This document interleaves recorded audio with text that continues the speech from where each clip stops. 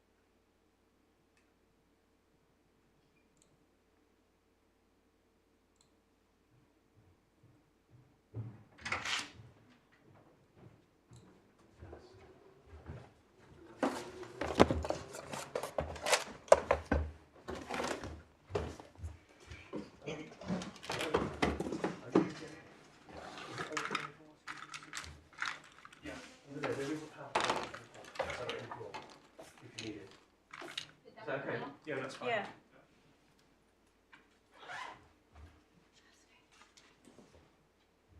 Court ready?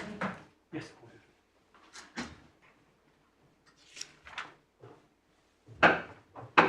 Rise.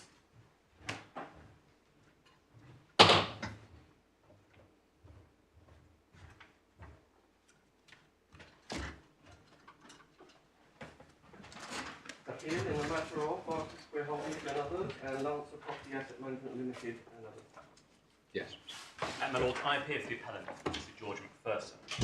Mr. Adrian Beltrami, Queen's Counsel, Mr. Richard Mott appear for the respondent.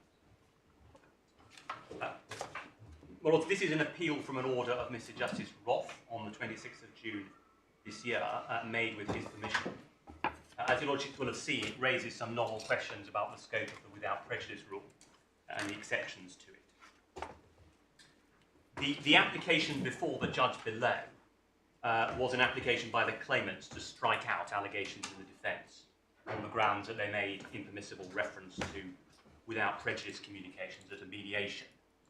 The judge dismissed that application. He held that certain exception to the without prejudice rule applied, and the claimants now appeal from that dismissal. My Lords, before turning to the judgment, can I just briefly summarise the relevant underlying dispute, so far as it's relevant to this appeal? The facts of the dispute are set out very fully in the judgment below, but just reducing them to the essence of what is relevant on this appeal, they come to this. The claimants are companies that own a portfolio of properties in central London, and they're in official ownership of His Highness Sheikh Khalifa, the President of the United Arab Emirates. The First Defendant, Lancer, formally provided asset management services to the claimant companies under an asset management agreement over a number of years. And the claimant companies were represented in their dealings with Lancer by a Dr. Mubarak Al-Ababi. And Dr. Al-Ababi held powers of attorney for each of the claimant companies, and he was also the nominated representative of the claimant companies under the asset management agreement with Lancer, the First Defendant. And as you will have seen, the claimant's case in these proceedings is that Dr. Al-Ababi and the defendants conspired together to inflate the fees that were payable to Lancer under the asset management agreement for the purpose of funding onward payments that Lancer made to companies owned by Dr. Al-Ababi personally, principally a company called Becker.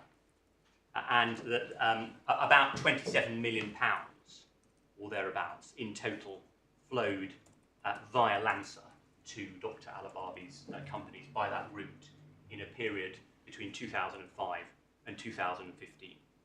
And the claimant's case is, amongst other things, that those payments were bribes, that Dr. Al-Ababi acted in breach of fiduciary duty to the companies, and that the defendants dishonestly assisted him in participating in this arrangement to defraud the companies. And in their defence, the defendants say, amongst other things, that these payments that were made by them to Becker were known to and authorised by the claimant companies and or known to or authorised by Sheikh Khalifa as the ultimate beneficial owner. And amongst the various points that the defendants seek to make in support of that position, they wish to rely on what was said in the course of a without prejudice mediation that took place between the claimants and the first defendant, Lancer, in 2012.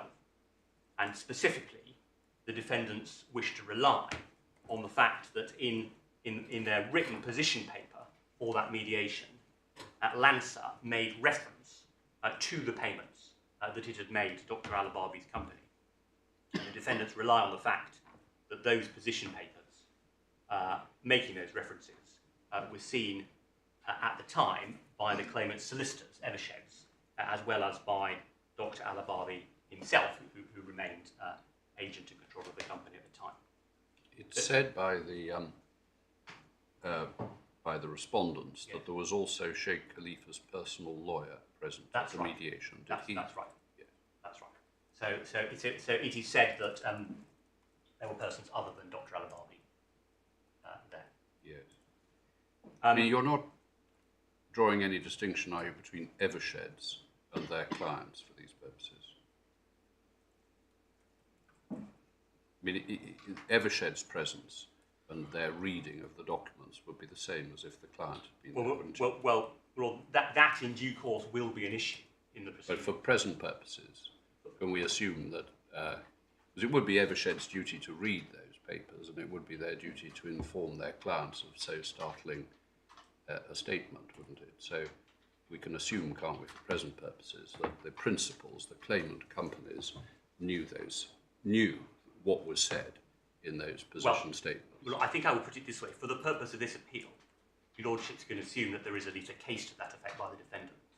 If in due course this material is admitted, and we therefore require to plead to it, there will be points that we would wish to make relating to attribution of knowledge, and in particular relating to the question of what will be necessary for the claimants to have authorised these. Well, that might be a different point. But, yeah. So what I do want, and I'll come back to this a little bit later, what I do want to make clear is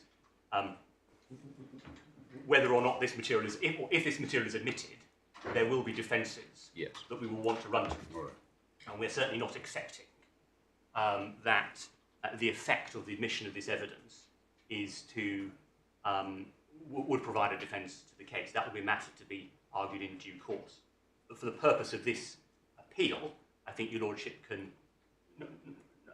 as it were, assume that there is at least an issue to that effect. Well, I mean, it goes a bit further than that, doesn't it? I mean, in terms of knowledge, I mean, I don't quite see how, on what basis it could be said that claimants didn't have the knowledge that Eversheds had. Well, what we would wish to argue in due course, if this material is admitted, is that for the purpose of establishing corporate knowledge, there would be a question of attribution, and one would have to look at that question in the context in which the information was communicated, and in particular, as we would say, if this point fell for argument, in circumstances where disclosures or the information was provided, in circumstances where we will say Lancer and its directors appreciated that Dr. Al-Ababi was in effect in sole control of the companies at the time, and where they appreciated both before and after the mediation. But it's really what Eversheds, what their duty was, wasn't it? Well, that would be the issue. But that is an issue that we want to explore in argument in due course. And in particular, we might... they would be under a duty to inform their clients of what they read, wouldn't they? Well, but their client, of course, was Dr. Al-Ababi. No, their client were the claimant companies. Right, but the only representative of the claimant company at the time was Dr. Al-Ababi. And indeed... So they were taking their instructions from Dr. Al-Ababi. Well, obviously, one of the issues that this potentially arises is whether there would, if this material comes in, to what extent we might think it appropriate to waive privilege in terms of who the instructions were coming from. But certainly the only individual who exercised any management role, as it were, in relation to the companies was Dr. Al-Ababi. And to that extent, as you may appreciate, there will be an issue if this material comes in about what the consequence would be of making this disclosure in the presence of Eversheds in circumstances where the person controlling the company and therefore presumably instructing Eversheds was Dr. Al-Ababi himself, who was, as Lancer knew, we would say, the architect of the fraud. What about, so presumably the individuals attending, I'm not sure who, would in the usual way have come with authority to settle the dispute in the mediation? I don't know the answer to that. That would obviously normally be... I mean, normally you do, don't you? Yes, but because Dr. Al-Ababi was... There was in due course an agreement, yes. But it was Dr. Al-Ababi himself who signed that agreement. And Dr. Al-Ababi, all of the powers that were in the company were vested in Dr. Al-Ababi through the powers of attorney that he held. What about Sheikh Khalifa's personal lawyer? So the personal lawyer of the beneficial owner of these companies was present. Well, these companies were solvent, so they could do whatever the shareholders directed. He is described by the defendants as Sheikh Khalifa's personal you lawyer. don't accept that? We would not accept that characterisation. How do you plead to that in the, or you don't yet? Well, we haven't pleaded to it because, of course, it's all part of the. I understand. So all right, thank you. I just wanted yes, to. I understand your lordship's questions. Thank you. Yes. And they're willing, in due course, if this material comes in, need to be a debate about what the effect is. What I did want to emphasise to your lordship is that is certainly something that will be hotly contested on our part, and will require looking into the circumstances in which Dr. Al-Ababi what will be hotly contested? That the claimant companies had any, in truth, any knowledge. Yeah, the allegation that they had any, because also the relevance of knowledge, of course, is it goes ultimately to the question of authority. Because what's said by the defendants is that by making this disclosure in those circumstances, the effect was that the claimant companies must be treated as having authorised the payments to Dr. Al-Ababi and Becker, because knowledge wouldn't necessarily in itself take them anywhere. They want to say they were authorised. Thank you. So I just want to make it clear to the court that there will be an issue about that. There will be issues. And potentially issues of some importance, and potentially issues, and again this is important, which may put us in a position where we may need to consider whether or not to waive privilege in terms of the communications between Eversheds and Dr. Al-Ababi. Is knowledge not itself directly relevant to the limitation point? There is actually authority in that respect as to whether disclosure to the lawyer of a party actually constitutes knowledge for the purpose, for example, of Section 32 of the Limitation Act. So there will be an issue there too. In fact, the proceedings were issued before the 6 year, so less than 6 years from the mediation.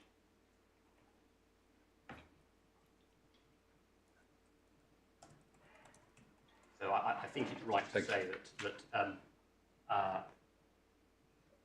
the limitation was effectively still within the relevant limitation period, even if it starts from the date of disclosure.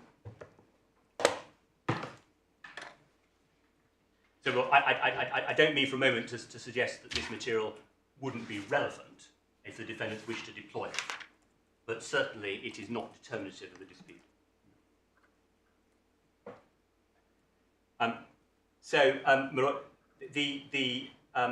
So the position is then that the defendants are now seeking to introduce that material into the proceedings, and they're seeking to introduce into the proceedings statements, of course, that at the time they did not make openly, but were only prepared to make under the cover of without prejudice privilege.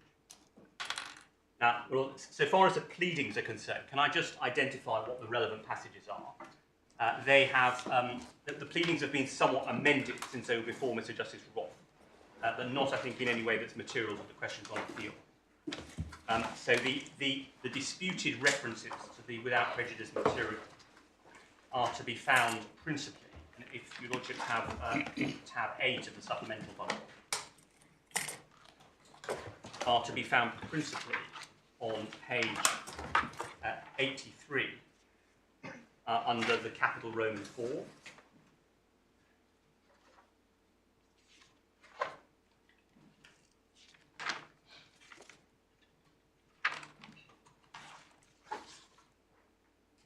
Yes. So, yes, it's sort of Roman 4 and then Yes. Arabic 1, 2, 3, Right, so and perhaps 4, isn't it? Yeah, I won't read it out, but if your lordships just glance over Yes. the little 1, 2, and 3. Yeah. I mean, yes. Yeah, Yes. yeah. Exactly. And your lordship sees what's said there about knowledge, ratification, and affirmation. Yes. And then, so that's a principal objectionable paragraph. And then there are a number of references back to that paragraph. And again, I'll just briefly identify them. One is at page 107. At paragraph 58A. And it's the second sentence of that, which just refers back to paragraph 1C4. And then there's another reference on page 114 at large B, capital Roman 2, again a reference back. And finally, on page 116 of the bundle, in green, there is a paragraph 76A, which pleads an estoppel case based on what happened at the mediation. Lord, I'll come back a little later to the terms of that paragraph, but I just identify it for now to explain to your lordships that, in fact, this has been moved. The previous incarnation of this paragraph was 58B3, and that's the reference that the judge uses in his judgment. All right. So when the judge refers to 58B3, that's effectively been moved in the pleading, and it's slightly reworded, but as far as we're concerned, the content of it is not materially different from the paragraph that was before the judge. 58, capital B. Capital 58 spot capital B spot Roman 3. I'm about to say I found the enumeration of the paragraphs of this defence confusing. And also important to note that there are, of course, no references to the mediation or to any without prejudice negotiations or communications in the particulars of the claim.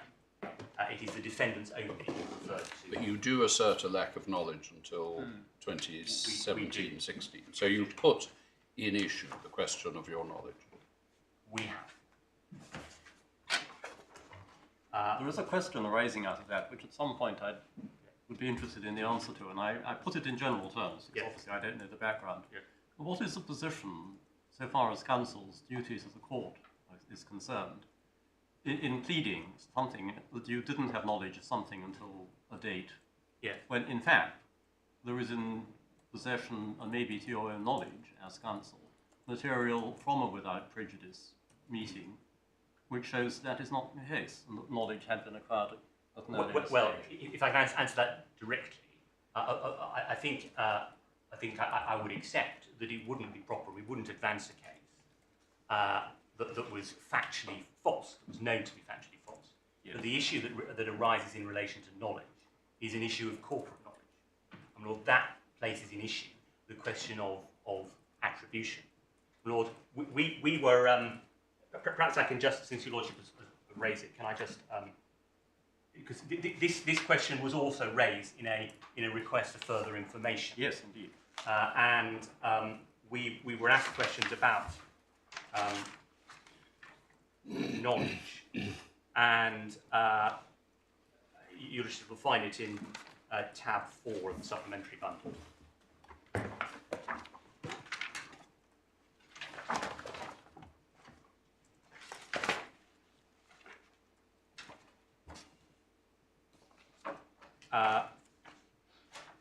and you will see we were asked at question 3 at the top of the page about our case on knowledge, and we responded to that in Sorry, which page? So page 40 of the 40. Thank you.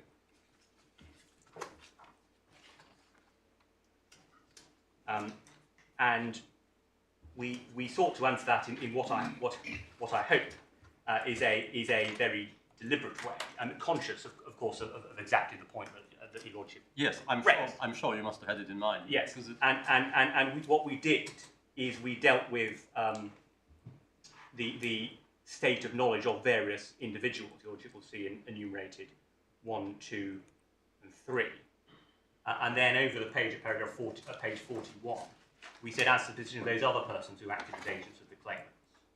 We dealt with Dr. Al-Ababi at paragraph 1. We dealt with Lance's position at paragraph 2, and we dealt with the position of Eversheds at paragraph 3. And we were careful to say that we were not advancing any positive case as to the state of belief of Eversheds. We effectively reserved our position in the final bullet point as to whether such belief is to be attributed to any of the claimants for the purpose of their claims. So we've obviously had that point in mind, and we sort of hope to navigate through it in order to make the point. Now, our case on knowledge is not, of course, a factual case so far as Eversheds is concerned, because the mediation papers say what they say. But a question as regards the corporate knowledge of the companies. Yes. Whether that's right or wrong, it seems to be a matter for legal argument. Yes, but anyway, but thank you very much for that. And I mean, I think you began by accepting the general point that it would be wrong for the court to be deliberately misled Absolutely. on the basis of material which is only known as a result of without prejudice communications. Well, I think it would be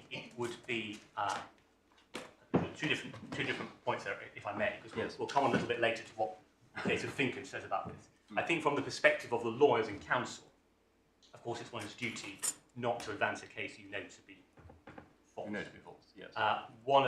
There is a slightly different question which arises in terms of what the court should do about that in WP negotiation.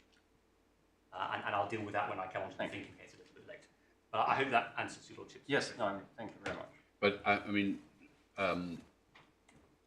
just leaving, you dealt, I may say so fully, with that question, but leaving that one on one side, will your, supposing that there had been present at the meeting, I don't know, the chief executive of these companies, who wasn't Dr. Al-Harbi, and who was, there was no allegation has been made against that person. So the client was present, no question but that. Right. Yes. That person's knowledge would be attributed to the claimants. Do I take it that your submissions to us today would be the same in those circumstances? That this evidence would be inadmissible because it derived from without prejudice negotiations? Yes, I would, because that is exactly what happened in Finken. In Finken, where the unchallenged evidence was that the case that had been put forward and was to be put forward by one of the parties was false, because he admitted as much in the mediation. So there was no question that on the evidence that he was going to perjure himself, in fact. Right. And even in those, I'm not suggesting No. But the strength of the without prejudice rule is that even in that highly extreme circumstance, the court still said that is not in itself a reason for. In other words, the fact that a party is seeking to run a case which is contradicted by what happened in the mediation is not in itself a relevant exception. Okay. And that's obviously there's a separate question about professional duties and so on. But sure, no. That's why I was leaving that on one side. Yes, of course. And I'll come back to that in a moment. Okay. If I may. Thank you. Just turning now to the judgment, which your Lordship's having in tab 7 of the core bundle. I mean, before addressing himself to the specific exceptions, the judge set out the general law on WP communications, and we don't take issue with the way in which he put that. Yep. But I would, if I may, just highlight 4 particular aspects of the rule, which we've collected in our skeleton argument, and perhaps I can take them from there. Yes. It's at tab 2 of the main bundle. and it's paragraphs, page 60, paragraphs 8 to 12. And I'll just introduce him. I'll come back to a couple of them later. The first point in paragraph 8 is that English law hasn't gone down the route of saying that the rule can be disapplied based on the overall justice of the situation. It's not a question of balancing probative and prejudicial value. Rather, the rule applies unless the party seeking to adduce it can show that they're within an established exception. The second point is paragraph 9. Although the list of exceptions is not closed, because of the importance of the rule, its boundaries should not be lightly eroded. And there's a reference to Lord Justice Robert Walker's comment about busy practitioners making the general working assumption that the rule has a wide and compelling effect. And this is clearly an area of the law in which certainty is of particular importance. Paragraph 11, because it's a rule of admissibility, it is inevitable that when it applies, a party will be prevented from putting relevant evidence before the court. And in that sense, the court will not get a complete evidential picture. But that's not a ground for disapplying the law. And we would say it's wrong to characterise the court as being misled in that situation. It's simply a consequence of having an exclusionary rule of evidence. And the fourth point we emphasise is the point made by Lord Clark in Ocean Bulk, is that the rule applies nowadays to communications of any nature, not only to admissions against interest, and not only where a party's own statement is to be used against it. So we say that those features of the rule are of particular relevance to this appeal. Now, as to the exceptions, the classic statement of the exceptions is, of course, to be found in the judgment of Lord Justice Robert Walker in Unilever. And can I ask Lord to turn that up? It seems to have 10 of the authority funding. And just to remind you, Lord, this was a claim under Section 70 of the Patents Act, and it was based on an allegation that the defendant had made a wrongful threat of infringement proceeding, which is something that's actionable under the Patents Act. And it was sought to rely on what had been said in a without prejudice meeting in order to prove that threat. And the Court of Appeal refused to admit that evidence. If I can just first show you what Lord Justice Robert Walker said in conclusion, which you'll find at page 2448 of the report at letter H.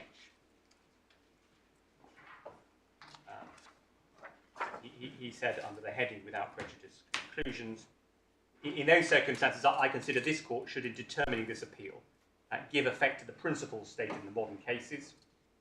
Whatever difficulties there are in a complete reconciliation of those cases, they make clear the without prejudice rule is founded partly in public policy and partly in the agreement of the parties. They show that the protection of admissions against interest is the most important practical effect of the rule, but to dissect out identifiable admissions and withhold protection from the rest of without prejudice communications, except for a special reason, would not only create huge practical difficulties, but would be contrary to the underlying objective of giving protection to the parties, in the words of Lord Griffiths in the Russian-Tompkins case, to speak freely about all issues in the litigation, both factual and legal, when seeking compromise, and for the purpose of establishing a basis of compromise omitting certain facts. Parties cannot speak freely as to without prejudice meeting, constantly monitor every sentence.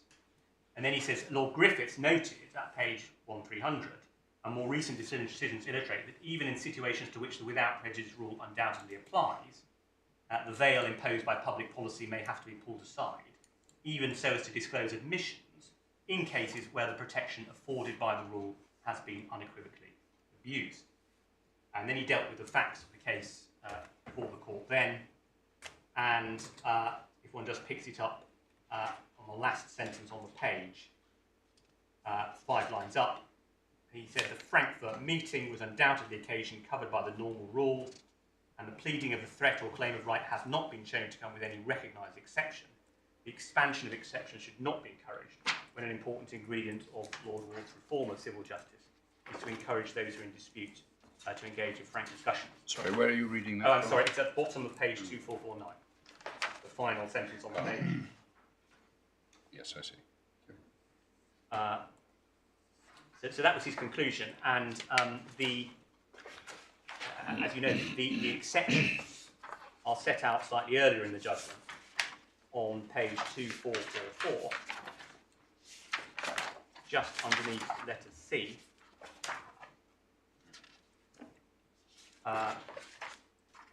where he said, nevertheless, there are numerous occasions on which, despite the existence of without prejudice negotiations, the WP rule does not prevent the admission into evidence of what one or both of the parties said. The following are among the most important instances. And of course, as your lordships know, the two of these exceptions that the judge held applied were number 2 in his list and number 6 in his list. And can I therefore deal with those, starting with number 2, which is, you'll see just underneath letter D, expressed in this way: evidence of the negotiations is also admissible to show that an agreement apparently concluded between the parties during the negotiations should be set aside on the ground of misrepresentation, fraud, or undue influence. Underwood and Cox is a striking illustration of that. Now, the first and perhaps rather simple point, but nonetheless we say conclusive, we make in relation to this exception, is that in the present case, the defendants are not, of course, seeking to rely on the without prejudice materials in order to show that any agreement concluded between the parties during the negotiations should be set aside. The parties did, in fact, after a little time after the negotiations, enter into settlement agreements. Those settlement agreements were referred to in the judgment as the deed of settlement and the deed of variation, and they were signed by Dr. Al-Ababi on behalf of the claimant companies. But the defendants, of course, are not seeking to set aside those agreements, whether for misrepresentation, fraud, undue influence, or otherwise. On the contrary, in their case, those agreements are valid and enforceable. And thus, what they are seeking to do with the without prejudice materials is, in effect, we would say, the reverse of the exception as described by Lord Justice Robert Walker. The claimants, on the other hand, it is their case that the agreements are void or voidable, but their case is not made by reference to anything said at the mediation. Rather, it's made based on an allegation that Dr. Al-Ababi was not acting in the interests of the companies and was in dishonest breach of his duties. So, simply looking at the exception as Lord Justice Robert Walker describes it, the present case is not within it. Well, can I give you this example? Supposing that statements were made by A to B, which were wrong, which were misrepresentations, and were intended to induce an agreement. Subsequently, there were without prejudice negotiations between the parties, in the course of which A retracted his misrepresentations and stated the correct position. And then subsequently an agreement was formed. B subsequently seeks to set aside the agreement on the grounds of the misrepresentations made at the first stage. Can A rely on the corrections that he made in the course of the without prejudice negotiations? No. No. That's a good answer to that. It is, I'd say 2 points about that. First of all, it's not within the scope of any of the exceptions. And there's no particular reason why it should be, because if B wanted to correct his misrepresentations but wasn't prepared to do so openly. Well, it might. I mean, that's a slightly odd way of putting it. I mean, why should he? I mean, he's given the statements. He wouldn't necessarily think that B will then deny the effect of what B had heard. I mean, that's a bit of a sort of. Well, I mean, to say that there's a duty. I mean, it's slightly odd. That I think. I don't mean there's a duty. What I mean to say is that the. But why shouldn't you assume that if you tell someone, look, what I said was wrong, position is X, that will be accepted? Because if you are operating in a without prejudice environment, then you know that what you say and what the other party say cannot be subsequently used. It cannot be used against you. And you cannot Well, I suppose whether you should repeat it openly or not all depends on the outcome of this case. But you say if there isn't an exception, then you should state it openly. Well, I'm not saying you should or shouldn't. It's obviously a matter. No, as a practical matter. What I'm saying is that a party cannot rely on things that were said in a without prejudice negotiation. And that may have consequences in terms of the way in which cases play out. Sure. That everybody must understand. Because, as we'll see in a moment, it's well understood that waiver is something that both parties have to do.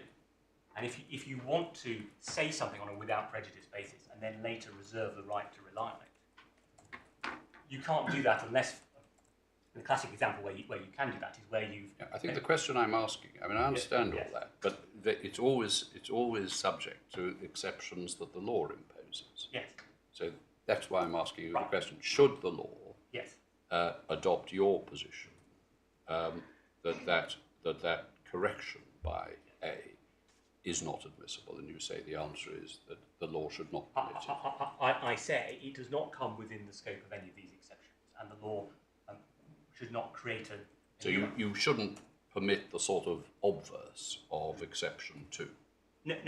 And the reason for that is, and this is really the judge's point that we disagree with, that the judge effectively said, well, if you can use it to set aside an agreement, why can't you do it for the obverse? And he said, I can extract that from what Lord Justice Robert Walker said here, either by interpreting what he said or by a principle of extension to it. And it has to be done by some kind of method because, of course, it's not open to the court just to say, as a matter of fairness, looking at this particular case, we think the evidence should be admitted or not. The cases are clear. That it's not a question of overall justice. It's a question of particular exceptions. And that's the way, for better or worse, that the law has developed. So one has to bring it within a particular exception. Now, the judge said, well, one can interpret it as covering that, or one can extend it because it's the same principle. It's a small and principal extension of the rule, the judge said. Now, just dealing with those points, on the question of interpretation, as the judge put it, that's the way he put it at paragraph 52 of the judge put it. So should we put away Unilever for the moment? We can, I think, put aside, put away Unilever. We can take out the judgment. Sorry, just before we leave Unilever, I mean, there is the point that Lord Justice Robert Walker began his list by saying the following are among the most important instances. So it's not as though there is a completely closed list of examples. It's not a completely closed list. It's a difficult question as to what extent one is free to, I won't say invent, but as it were, discover new examples. But the case law shows that there have been extensions. I mean, for example, the case that went to the Supreme Court about the admissibility of material going to construction of contracts. Yes, but I'll come to that. I'm sure you'll come to all that. I mean, I'm just making the basic point. One has to be careful when one's told nothing. You know, there is a list of exceptions, and you have to come within it. I understand your point. It isn't a closed list. On the other hand, the list has not been expanded in terms of adding exceptions since, well, I think at any time in recent history. What has happened is that the courts have made principled extensions to some particular exceptions. And ocean bulk is an example of that. But and of course, and that is the way the judge approached it. And indeed, that's the way the respondents approached it. They're not, I think, suggesting that the court in this case should fashion a new exception. Rather, they say that they fall within existing exceptions or principled extensions but to them. Was ocean bulk an example? Was an exception which Lord Justice Robert Walker did not itemise? Yeah. Well, it was after. Came later. It came That's later. what I mean. So there has been a significant exception made Well- since this decision. Is that right? Since the Unilever case. Well, I respectfully disagree with that. I see. Ocean Bulk was an extension to Exception 1. So Exception 1, if you've still got Muller open, is the obviously well-known rule that where there's an issue about whether the parties have reached agreement, you can look at the without prejudice I see. to see So- if it happened. Yes. What the Supreme Court said in Ocean Bulk is, well, so the issue in Ocean Bulk was not whether the parties had reached agreement, but what the terms of the agreement were, rather specifically what the terms of the agreement meant. Well, that's a very big extension, isn't it? I mean, it took a seven-man, I suppose, to establish it as well. Supreme Court was it by then? Well, one might say that shows how sparingly the courts. It's a bit double-edged. I agree. Extent. But what I would say, they described it as they didn't describe it as a new exception. They described it as a principal extension of one, and one can see in that case why it is a principal extension, because if number one is concerned with the question of the terms of the agreement that the parties have reached, or what the parties have agreed, one can quite see how the process of interpretation is clearly bound up in the question of what the parties have agreed. I mean, just as if there were a debate about the what express terms they'd agreed, you can look to the without prejudice negotiations, and one can quite understand why the Supreme Court said, well, because they came at this first by saying, well, if it was a question of rectification, we would also look at the WP materials, and similarly for interpretation. But those are all questions which in one way or another relate to the very subject matter of point one, which is whether the parties have reached. Well, never mind. I think it's open to different views there, but obviously we're bound by what the Supreme Court said about it. Yes. So they weren't in my submission fashioning a new exception, nor have any new exceptions been fashioned in recent history. Nor did the judge or the respondent say that the court should fashion a new exception, only that they should extend exception number 2. Now, on that point, it's obviously necessary to, in looking to see whether the judge is right to say that one can make a principled extension, to identify what the principle is that underlies exception 2. Yes. That, to my submission, is critical. Now, Lord Justice Robert Walker didn't say in terms what the principle was, but he did say that the Canadian decision, Underwood and Cox, was a striking example of it.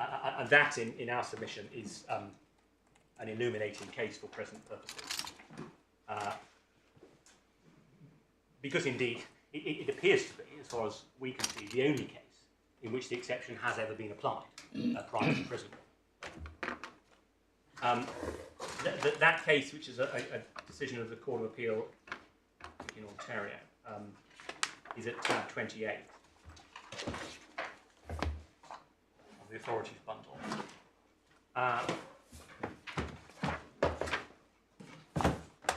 This concerns an agreement to settle a dispute between a beneficiary under a will and a person who was claiming against the estate.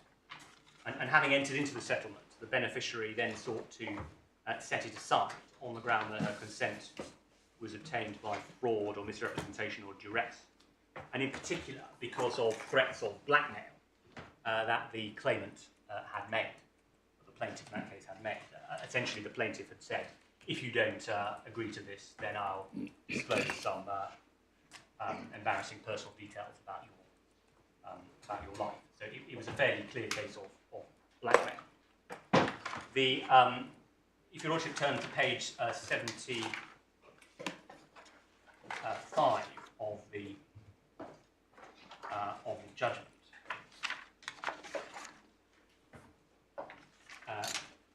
your Lordship sees, I won't read it all out, but there's a quotation of the letter that the plaintiff sent, in which he threatened to reveal a family secret.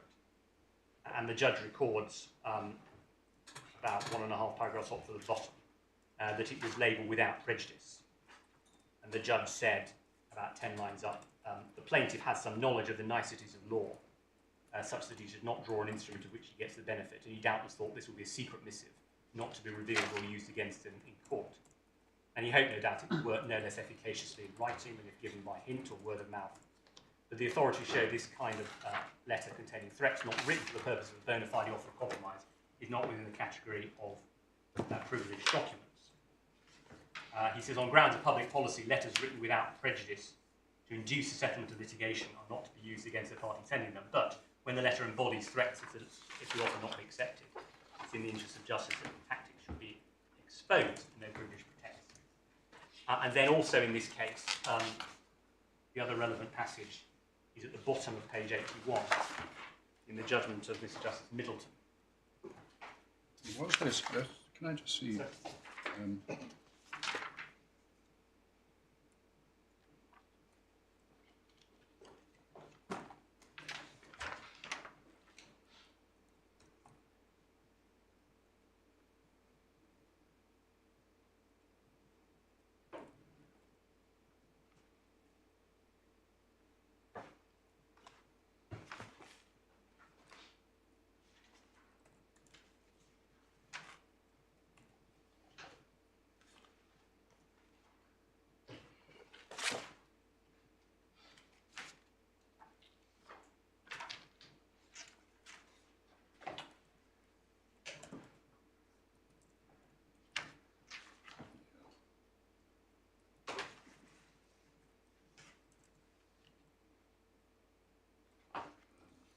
I'm just trying to work out whether it was blackmail. It seems to be treated as blackmail, really. Threat. The authorities show that this kind of letter containing threats not written for the purpose of a bona fide offer of compromise is not within the category of privileged documents. I think it was also considered to be a species of undue influence. When the letter embodies... Not the undue influence. Well, not what we would think of as undue influence. No. When the letter embodies threats if the offer be not accepted. I mean, that's blackmail, isn't it?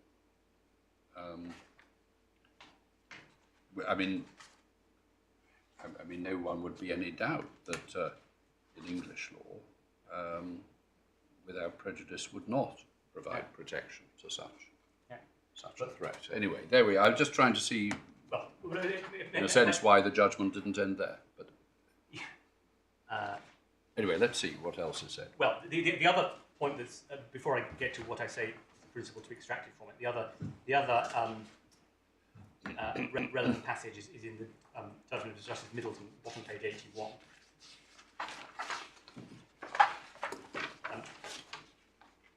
At the very bottom, he says that the true function and office of the words without prejudice is well defined, where it said all communications expressly written without prejudice and fairly made for the purpose of expressing the writer's views on the matter of litigation or dispute, as well as overtures for settlement or compromise, and which are not made with some other object in view and wrong motives and not admissible in evidence. This rule, found on public policy, cannot be used as a cloak to cover and protect a communication such as the letter in question, which contains no offer of compromise, but a dishonourable... You know, on the face of it, this doesn't really provide authority, does it, for Lord Justice Robert Walker's second exception? Because, I mean, this isn't this case is not a case of misrepresentation. I mean, it's a case of, as I say, it seems to be almost blackmail. It is. Well, the exception that Lord Justice Robert Walker framed is misrepresentation. Yes, so I'm not quite sure that he really gets it out of Underwood and Cox, does he? Well, the point that I suggest does come out of Underwood and Cox, and which underlies the purpose of exception 2, is that what you can't do is use without prejudice protection as a cover for a communication that is improper in the sense that it might be an innocent misrepresentation, but one that would entitle the party to rescission of the contract. Well, in fact, Lord, the next case I was going to come to shows that actually it seems not correct. A negligent misrepresentation is not sufficient. So let's just, all right, okay, well that's interesting. Let me just go back, if I may, to what Lord Justice Robert Walker said. Yeah. He described that the wrong bundle. Yeah. I mean, it may be, you're saying that it's not actually as wide, we shouldn't read it as widely as it's stated. It's tab 10, isn't it? It's tab 10, page 240. Evidence of the negotiations is also admissible to show that an agreement apparently concluded between the parties during the negotiations should be set aside on the ground of misrepresentation, fraud, or undue influence. So, obviously, Lord Justice Robert Walker, when he used the words misrepresentation, fraud, was not confining misrepresentation to a fraudulent misrepresentation. So, he plainly was casting a wider net, but you say subsequent authority narrows that. So it seems, before I just showed you, I'd also, because the point I make here is that what underlies this exception, however wide or narrow the court may draw it, is the principle that the court will not countenance the use of without prejudice as a protection to do something improper, as it were, within the negotiation. But isn't that covered separately in exclusion 4? Yeah. If the exclusion of the evidence would act as a cloak for perjury, blackmail, or other unambiguous impropriety. Well, that seems to be the reference to perjury and blackmail seems to be a different kind of impropriety from in 2, which seems to be a reference to, as it were, actionable statements, which might not constitute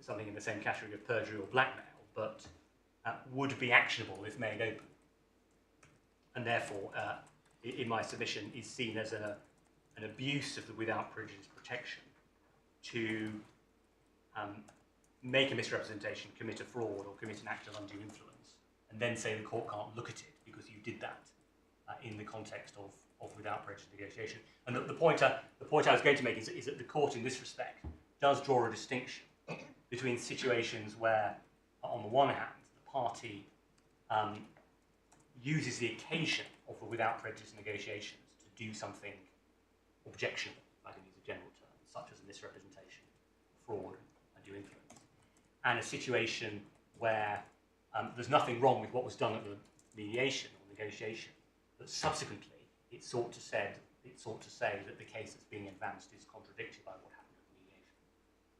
Well, I'll come to that in a minute, but just sticking with this point, the other case I was going to show you is a case of Mr. Justice Simon, tab 15.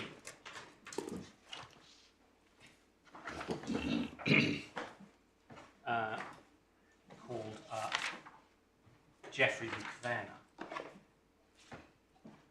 And so that was a case where Kverner was seeking to rely on what was said in without prejudice negotiations in order to set aside an agreement on the grounds of a negligent misrepresentation. And Mr. Justice Simon rejected that at paragraph 14. He says the fourth matter is whether Kverner can rely on the second exception union. 15, he says Mr. Holland submits his client to plead for the case of negligent misrepresentation. He says it would therefore be wrong if in these circumstances the respondents can, as he puts it, hide behind the WP rule. In my view, Mr. Tolley and Mr. Shanklin are right in their submission that Kverner cannot avail itself of this principle unless it alleges at least bad faith or unconscionable conduct, or putting it another way, some abuse of the protection normally afforded to without prejudice negotiation. These allegations of negligent misrepresentation, in my judgment, fall within the exception. And my lord, if one and then he refers to Underwood and Cox. Can we read on, actually, paragraph 17?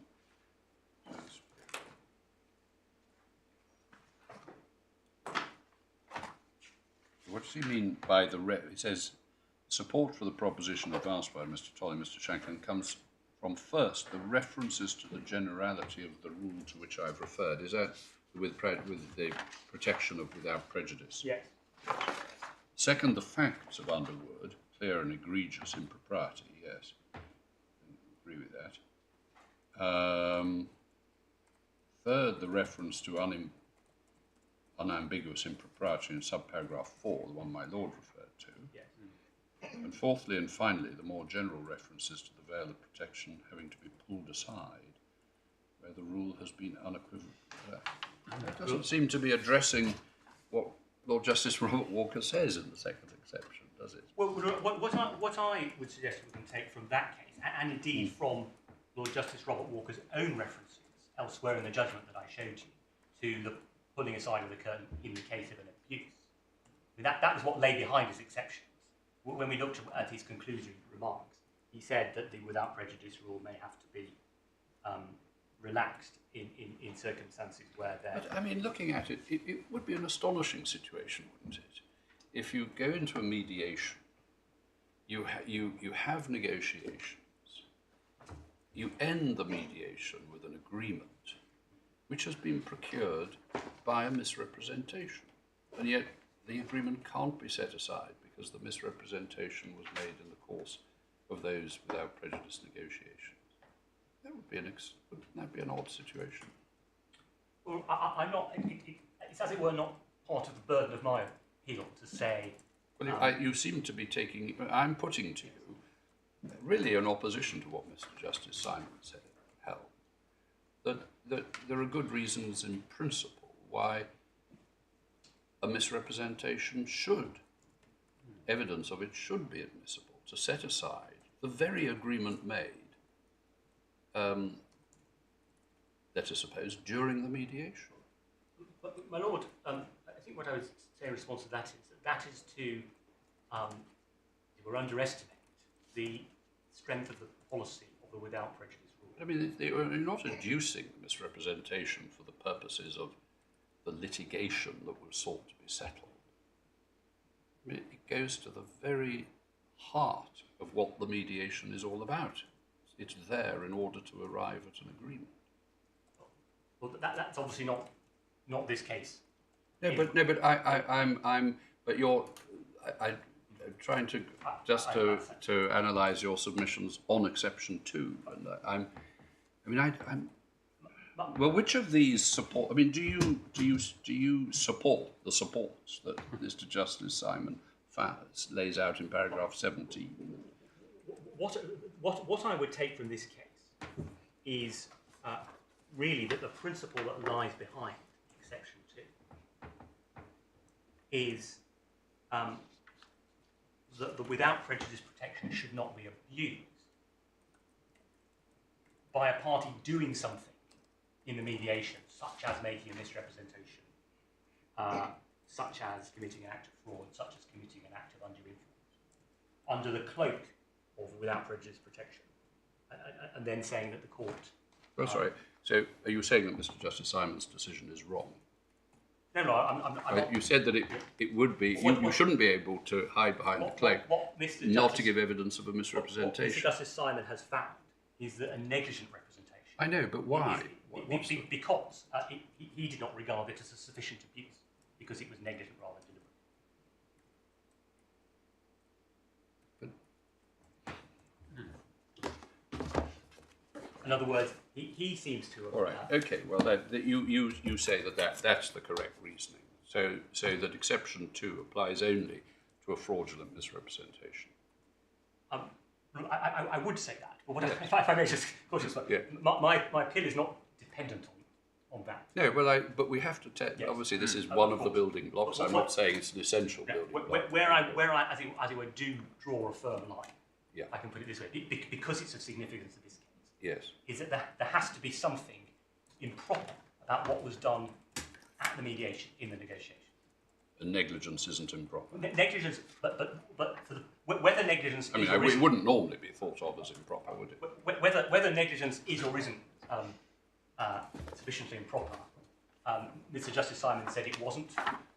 Whether he's right or wrong about that. In this particular case, there is no suggestion that we did anything improper within the scope of the negotiation. It's not said that any misrepresentation was made by either party of any kind in the negotiation. And that's why, my principal submission is that's why exception 2 is not applying the right principle to this case, because exception 2 is concerned with, if I can put it this way, improper or abusive or objectionable conduct within the scope of the negotiation.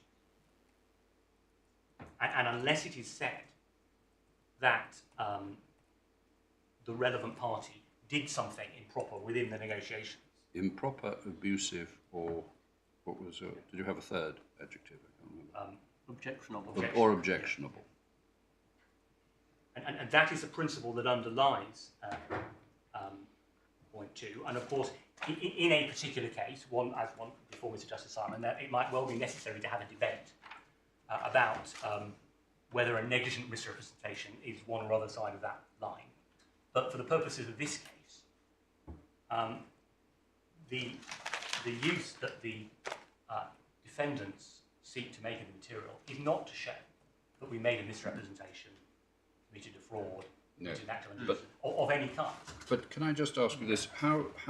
If you say that exception 2 is confined in that way, as my Lord has said, is that not actually covered by exception 4? Well, it may be that there's a degree of overlap between exception 2 and exception 4. I'm sure Lord Justice Robert Walker thought necessarily there was. Well, exception 4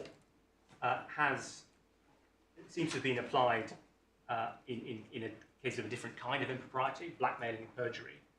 I was going to move to exception 4 because. Well, anyway, we hear what you say about exception 2. You say it's to be read rather more narrowly than the words used by Lord Justice Robert Walker. Because you say it doesn't include a negligent misrepresentation. Well, this point, I say it should be read not more broadly than Lord Justice Robert Walker put it. And the defendants and the judge are reading it more broadly than that. Yeah, that's the extension point, yes. Yes. I wouldn't. Right. I know we've had the debate about negligence and fraudulent misrepresentations, but I wouldn't want your lordship to think that my appeal is dependent on that, in the sense that it's not sought at all to set aside the agreement. And Lord Justice Robert Walker framed his exception in terms of setting aside based on a misrepresentation or fraud. He did.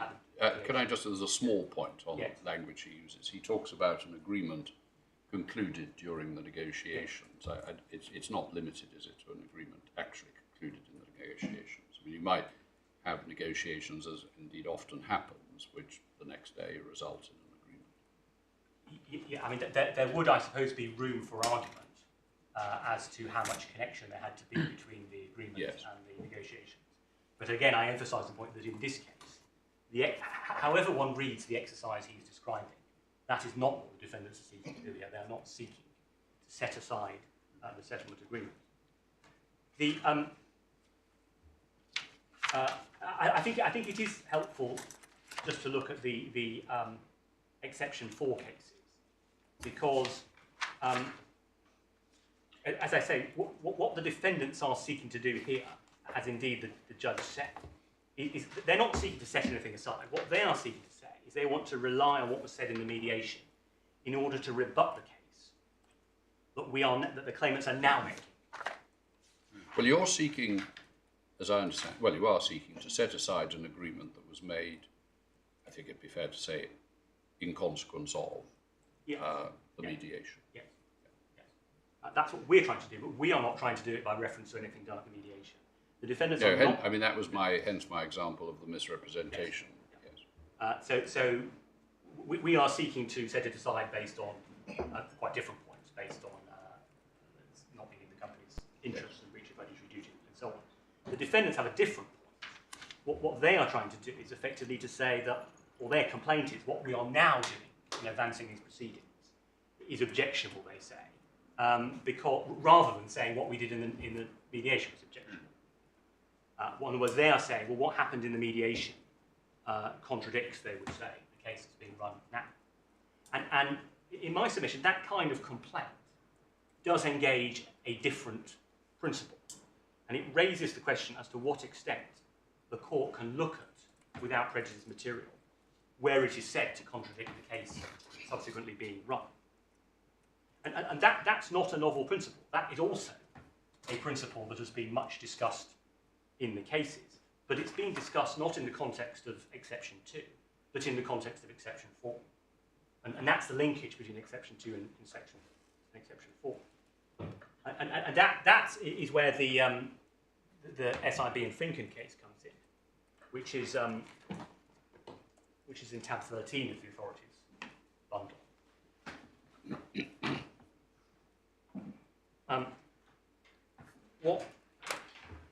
What the claimants were there seeking to do was to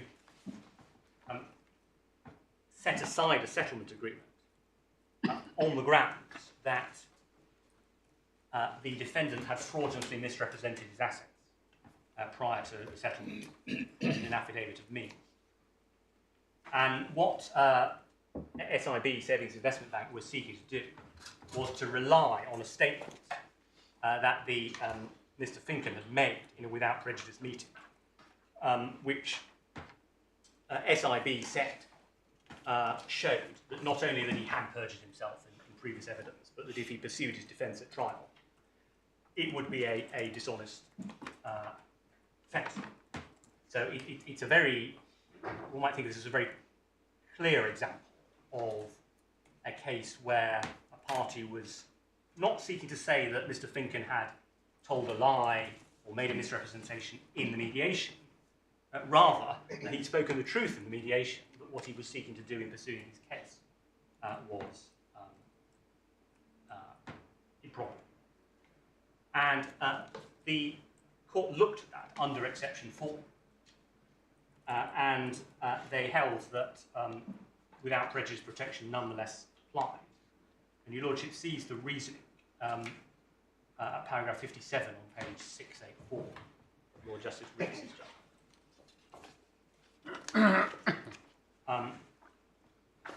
He said, he discussed the philosophy in the cases, and then he said, in my judgment, that philosophy is antagonistic to treating an omission in without prejudice negotiations as tantamount to an impropriety, unless the privilege itself is abused. I'm so sorry, where are you? Sorry, just under letter C, paragraph 57, page 684. Thank you. So he also uses the language of abuse of the privilege. He said that, it seems to me, is what Justice Robert Walker meant in the Unilever case when he repeatedly spoke in terms of the abuse of a privileged occasion or of the abuse of the protection of the rule of privilege. That's why Lord Justice Hoffman and Forster and Friedland emphasised that it was the use of the privileged occasion to make a threat in the nature of blackmail that was, if unequivocally proved, unacceptable under the label of unambiguous impropriety. And then he refers to Berry and Vasavi. And then under letter E, he says this, he says, it's not the mere inconsistency between an admission and a pleading case or a stated position with the mere possibility that such a case or position is persisted in may lead to perjury that loses the admitting party the protection of the privilege. See the first holding in Fazel.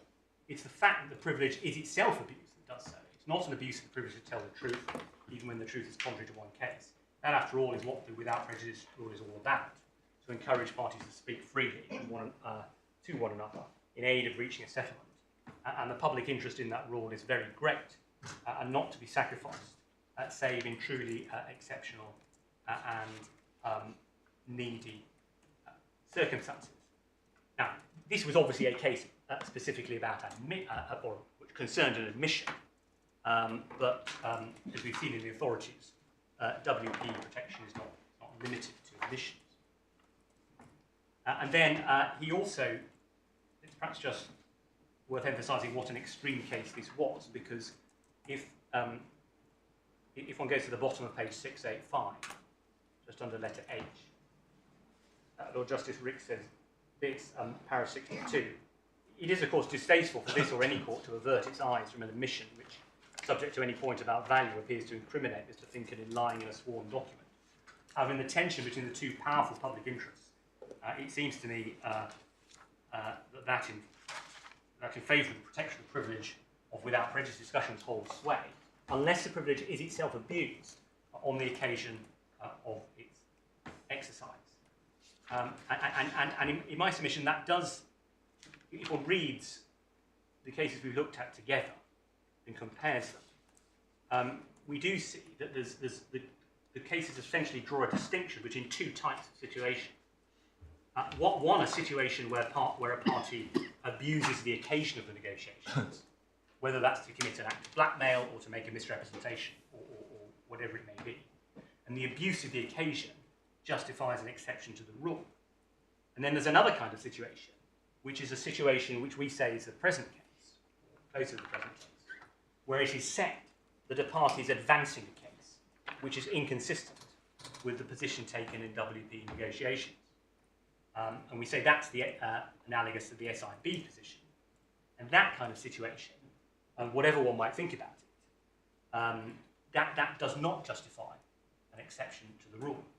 Indeed, in one respect, it can be seen as part of the reason for the rule, to allow parties to conduct negotiations without the fear that if they then bring a case, the negotiations will be thrown back at them to say that they're in some way inconsistent with the case. We do say that there's quite a clear distinction drawn between those kind of cases.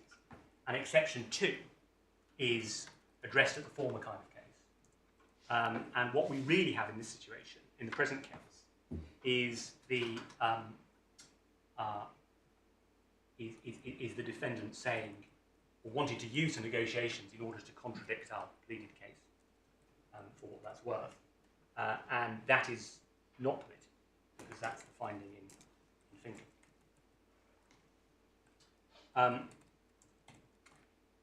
Now, I was going to, just finishing up on this point, if we can go back to the learned judge's judgment, see his reasoning on it. Tab 7. His reasoning is all within paragraphs 52 and 53 on page 93 of the bundle.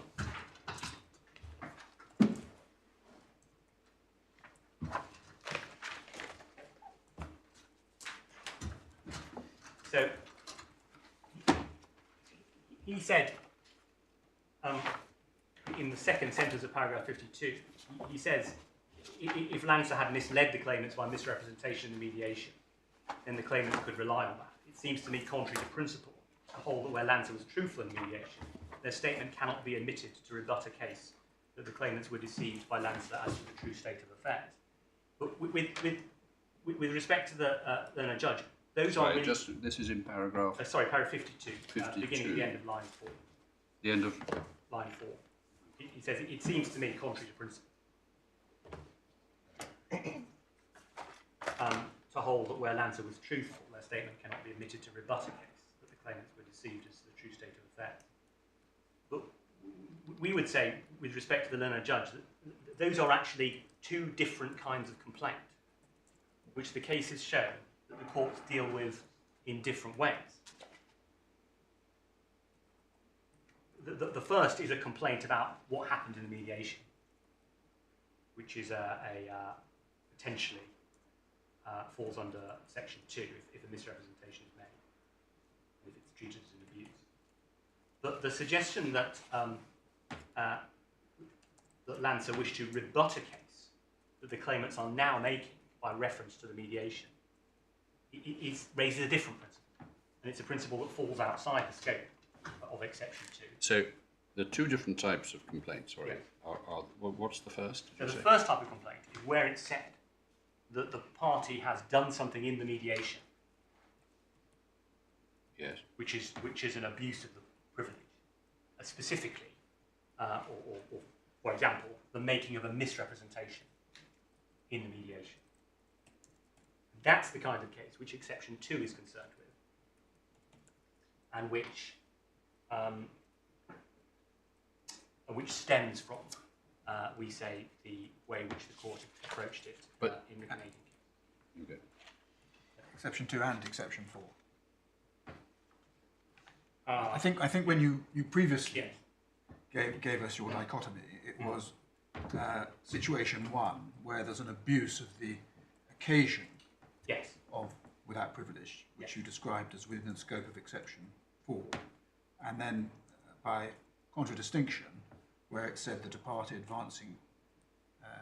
advancing a case which is inconsistent with what was said in the WP negotiations. That's not Exactly. Finken, which itself was a discussion of exception 4, and Exactly. you said what exception 2 is aimed at is the former case. In other words, exception 2 is aimed at cases which fall within exception 4. No, that's not. No, that last bit is my gloss. Yes, That's, yes. that's No. what I'm putting to you. It I seems to be understand. the consequence of your dichotomy. No, exception 2 is concerned with what it says. It's concerned with a situation where a party seeks to set aside an agreement based on a misrepresentation, fraud, or undue influence that took place under without prejudice.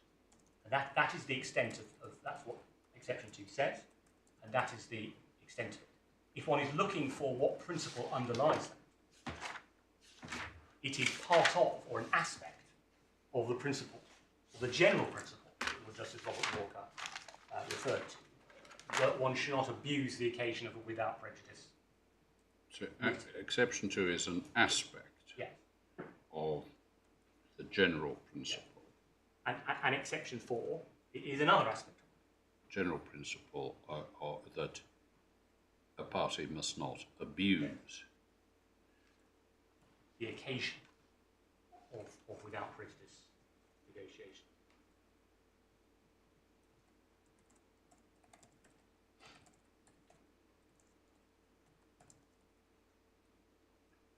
But where one is so concerned, like exception 4. where one is concerned with a different kind of complaint, which is not about what happened within the negotiations themselves, not a complaint about impropriety within negotiations, but the complaint is rather that what happened in the negotiation goes to contradict the case that's being advanced. Then one is the analysis set out in Finken, and that does not give rise. First of all, that doesn't fall within exception 2. The wording of exception 2, it's not within the principle of exception 2 either. And it doesn't, there's no exception to without prejudice exception, as the Court of Appeal found, I think.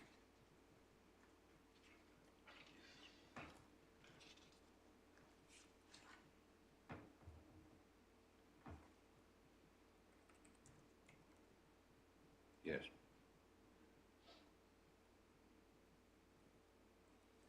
So the judge, in paragraph 53, also drew some support from his approach by reference to Oceanbolt.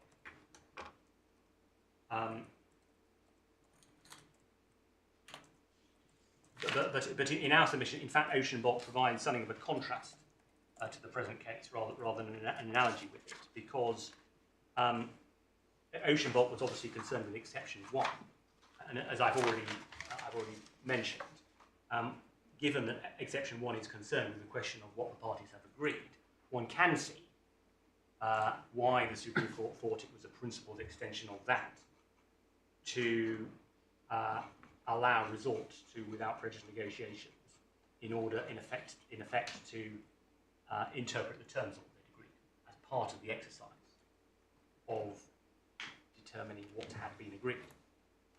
But that's quite different in our submission from the present case, where it is sought to use exception 2 to do something quite different from what exception 2 describes, and instead to use it as a route to rebut, use it without prejudice materials as a route to rebut what's now being pleaded, and that, as I say, is outside the scope of exception 2, and is outside the scope of all of the exceptions, the reasons given in Finken. So, I mean, just going back to paragraph 52, your skeleton argument is quoted there. Yes. And your proposition was that you cannot adduce evidence to defend a fraud claim. So if something was said at the mediation which established clearly that there was no fraud, you still couldn't adduce evidence of it. Well, there might have been an admission at the mediation. No, let's say that A asserts in litigation that B has deceived him. Yeah. The evidence of what was said at the mediation establishes that A was not deceived because of what B told him at the mediation. Yeah. You say that evidence can't be admitted. That A would be entitled to recover a judgment for damages for fraud, notwithstanding what was said at the mediation. Well, I see the way your lordship. Well, I mean, Framing it's, it, yeah. yes, I mean, But you not- see, you but- prompted the question. The short answer to that is yes. It would be inadmissible. Don't you? I mean, do you think the ordinary member of society would regard that as a bit of an outrage?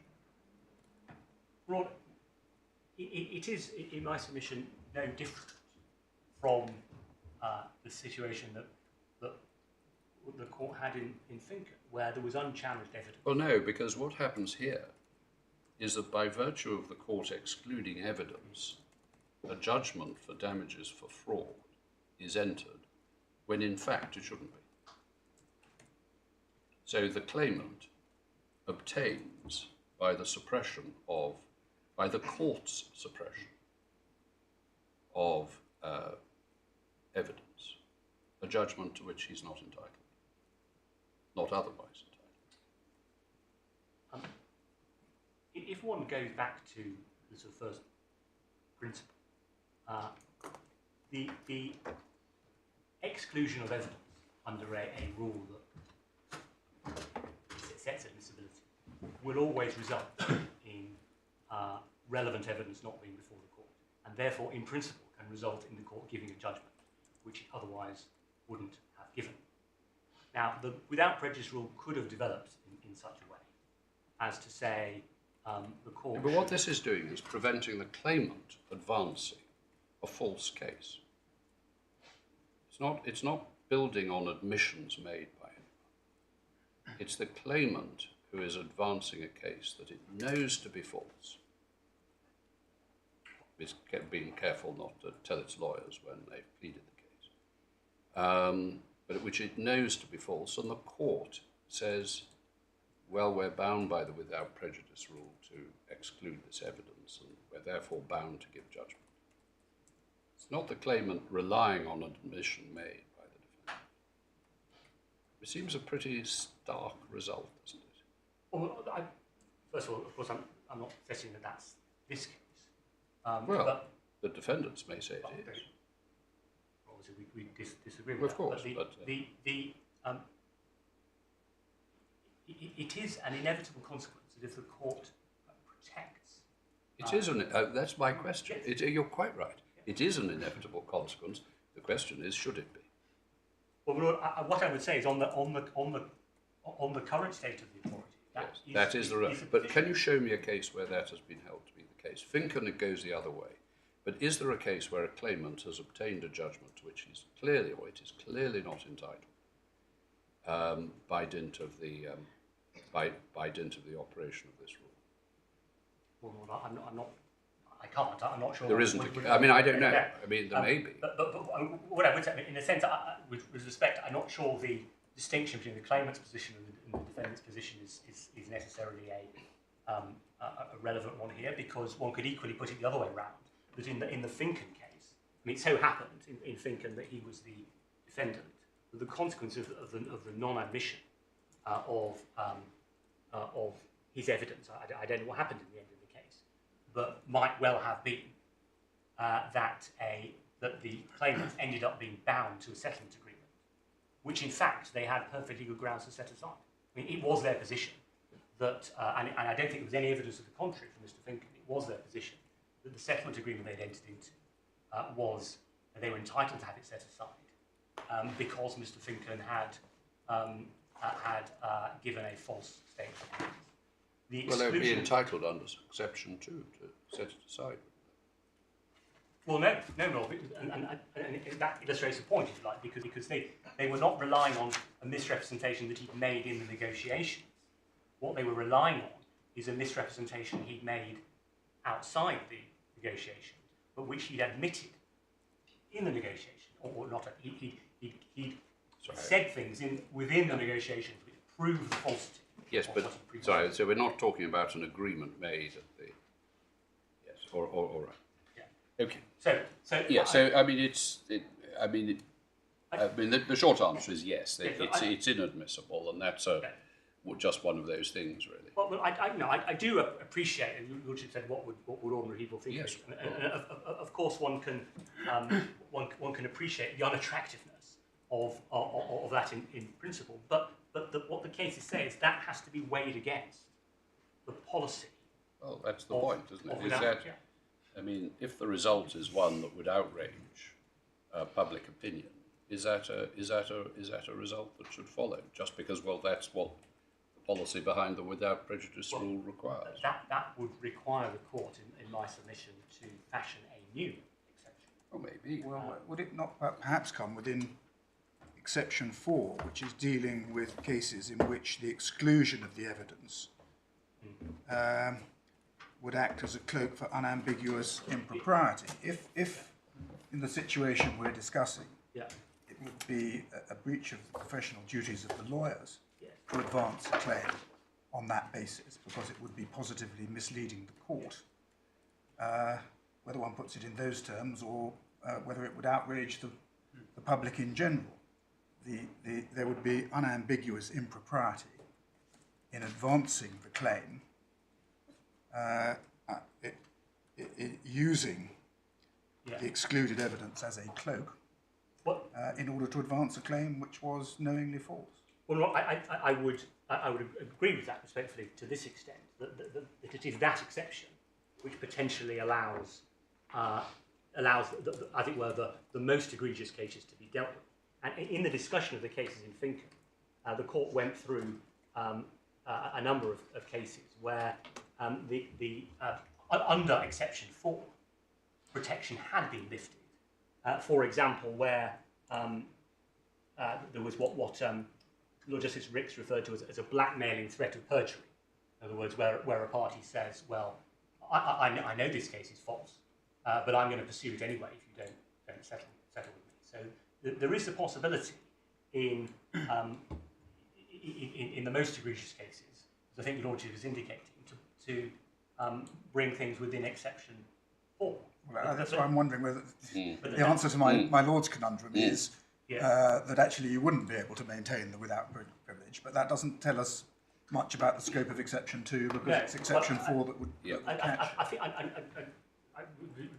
think that's right, and the distinction I was trying to draw before is between exception 2 and exception 4. Exception 2 is quite narrowly drawn. It's referring to setting aside agreements for misrepresentation, etc., based on what was done at the negotiation.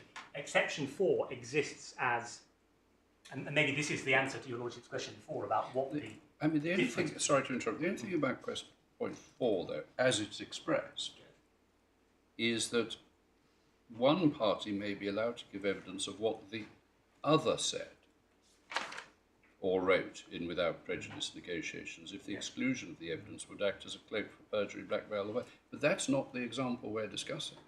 The example we're discussing is where the party wants to give evidence of what he said in the negotiations, and he said it not in any perjuring or blackmailing way, but as a statement of fact. And you say, well, that can't be admitted in evidence if subsequently the other party brings a case which would actually fall to the ground if this evidence were admitted.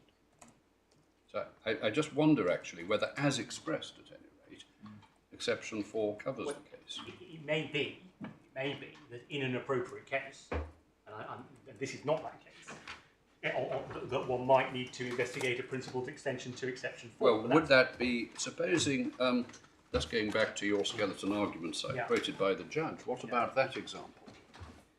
Yeah, what you're saying there is you can't adduce evidence of what was said in a mediation to defend a fraud claim rather than pursue it.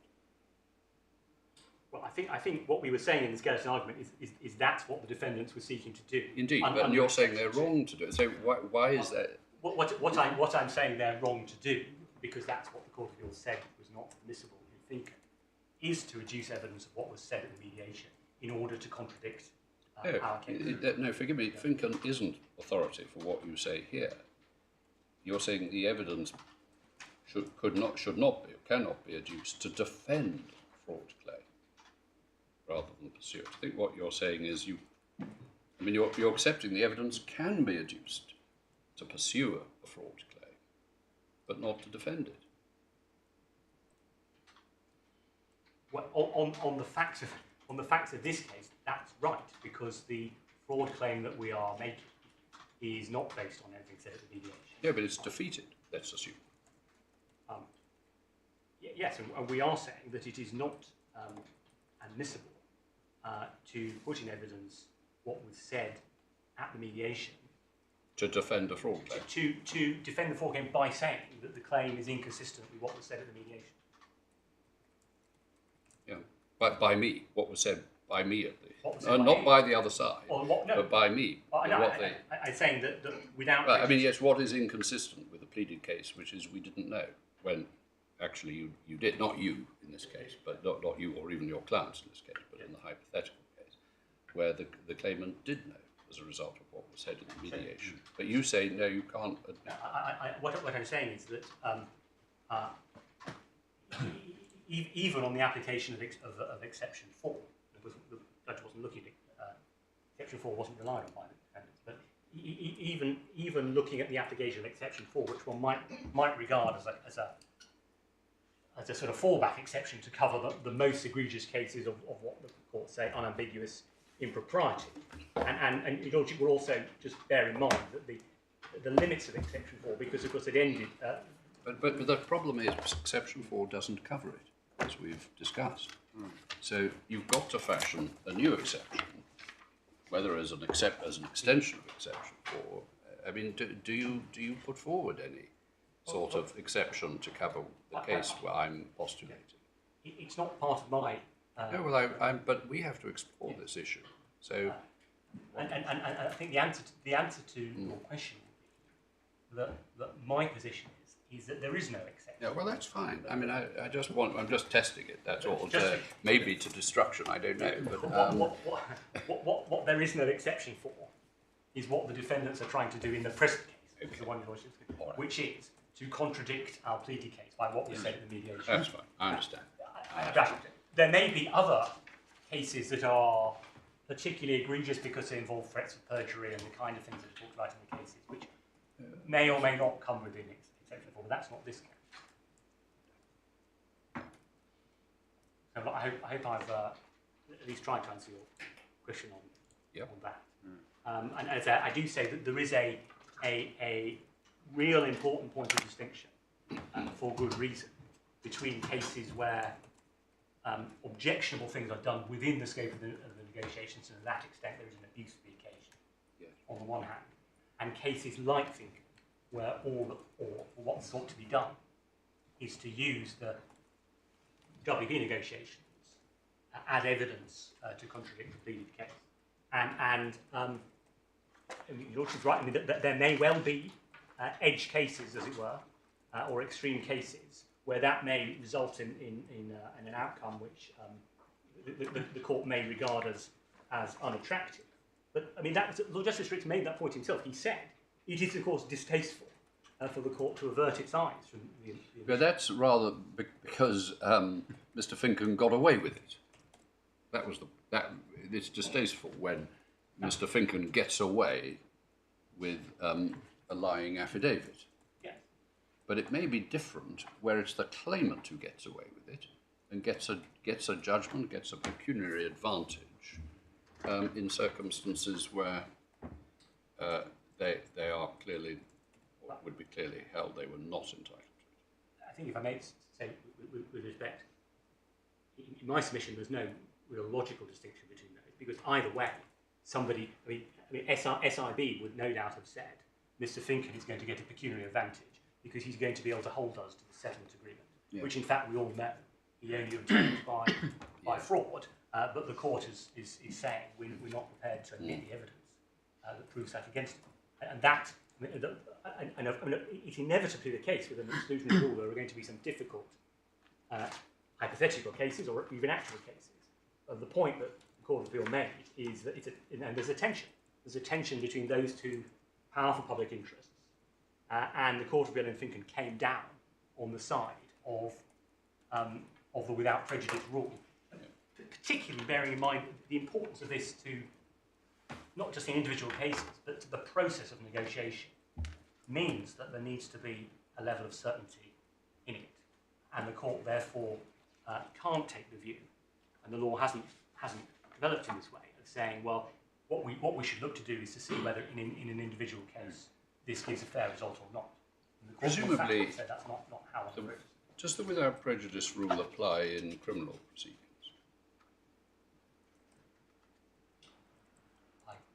I mean, supposing someone is prosecuted for obtaining money by deception as a result of a statement made of which evidence can be given. But in a mediation, a statement is made by the defendant which clearly shows that the recipient of the money was not deceived. Would that be admissible in the criminal proceedings? Or is without prejudice, it just applies in civil proceedings? It's a rule of evidence in civil proceedings, probably. Right, I don't know the answer to that. I'm not aware of it applying in criminal proceedings. No, that may be the answer. It's a rule in civil proceedings. Yes, but there may be something closely analogous to it in criminal proceedings. I mean, the routine discussions one gets between prosecuting counsel and defence counsel as to whether he's prepared to plead and to what offences. Yes. Must all be covered by confidentiality. But probably in my particular example, the answer is it would be admissible because the without prejudice rule that we're talking about only applies in civil proceedings. I suspect that must be the answer. But the point that the case is making is obviously that there is an importance to the without prejudice rule above and beyond cases. Yeah. Absolutely. And that does mean that sometimes the court is going to be faced with a difficult position where it says, well, this evidence is relevant and in all other circumstances I would like to see it. But it was, as the parties knew when they discussed it. I mean, this was a formal mediation, and obviously the parties knew that it was taking place on a WB basis, and the consequences of that, whatever the law may apply, follow. Yeah. And it isn't part of the without prejudice rule that the court can relax the rule based on the probative value of the evidence. That's just not the way the law is developed, and for good reason, because of the policy underlying it. Yes. Well, just before leaving exception 2, and then I'll go on to exception 6. I should just deal with the point that the judge raised and which your lordship raised, which is, well, does it make any difference in this case that what's sought to be deduced is not an admission or a statement by the claimant, but rather a statement by the defendants themselves. And in our submission, that does not make any difference for 2 principal reasons. First, because it has now been established that contrary to what was previously thought, that the without prejudice rule is not limited to rendering admissions inadmissible against the maker. On the contrary, it extends to all communications made by parties on a WP basis. And I think that the clearest reference to that can be found in Oceanbach at tab 20.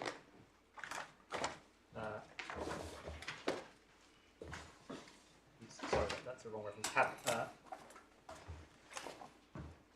19, paragraphs 25 to 27.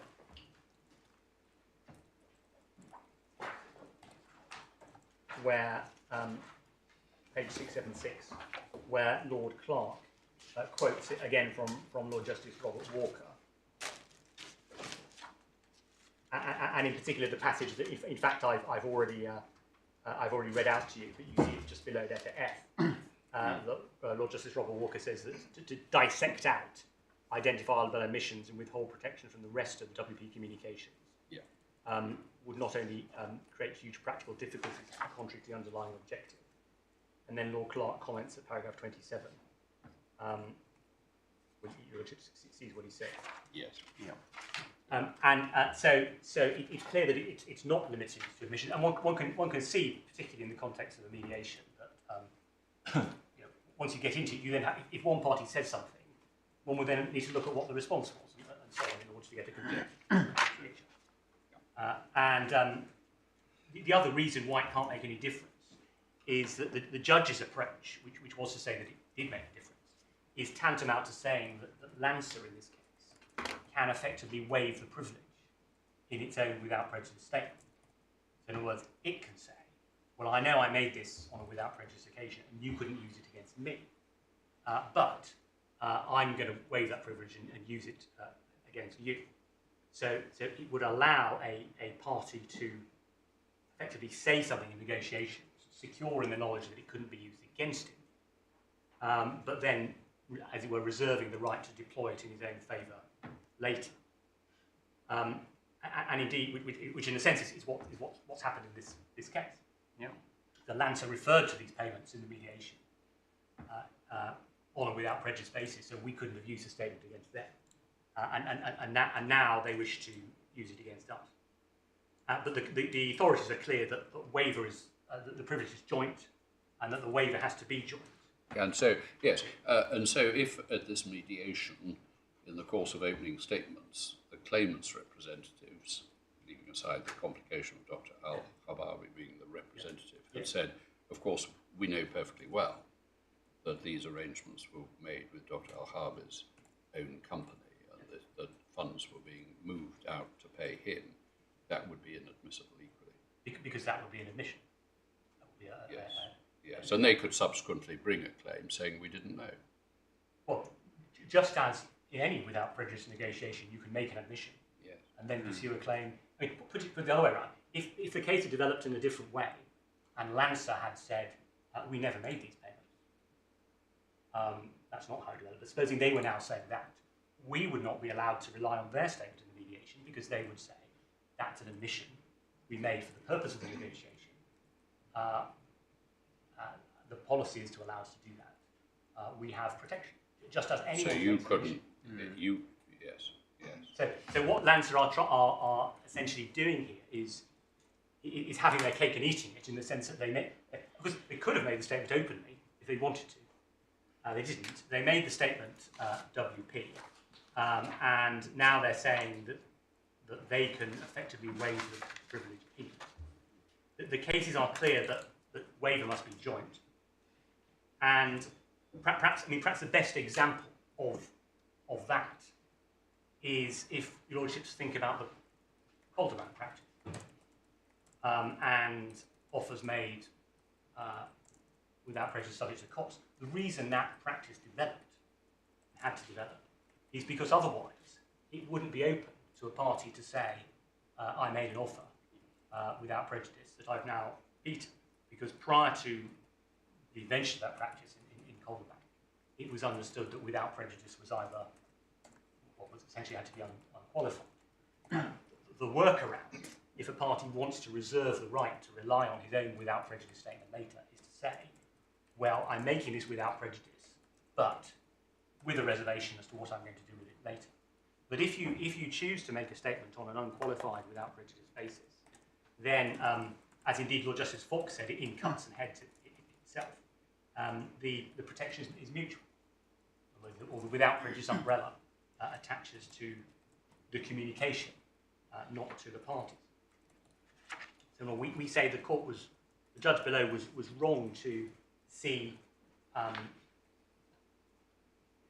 that feature of the case as taking it outside the scope of the ordinary WP exception. Would another way of putting your point be to say there's a kind of superficially attractive but actually wrong in principle false symmetry in the judge's approach to this issue?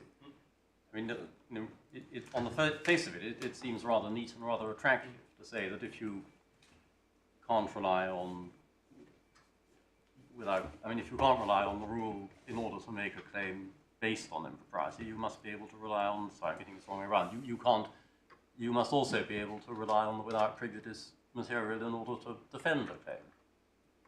Yes, well, I think that is a false symmetry. Yes. Because it's looking at different things. I mean, in many types of situation, to say it's the other side of the same coin is quite a strong point. I mean, that is a deception that is a trap for the unwary, you say, which we should avoid. It is to apply effectively what the judge has done is to apply the reverse of the normal. Yes.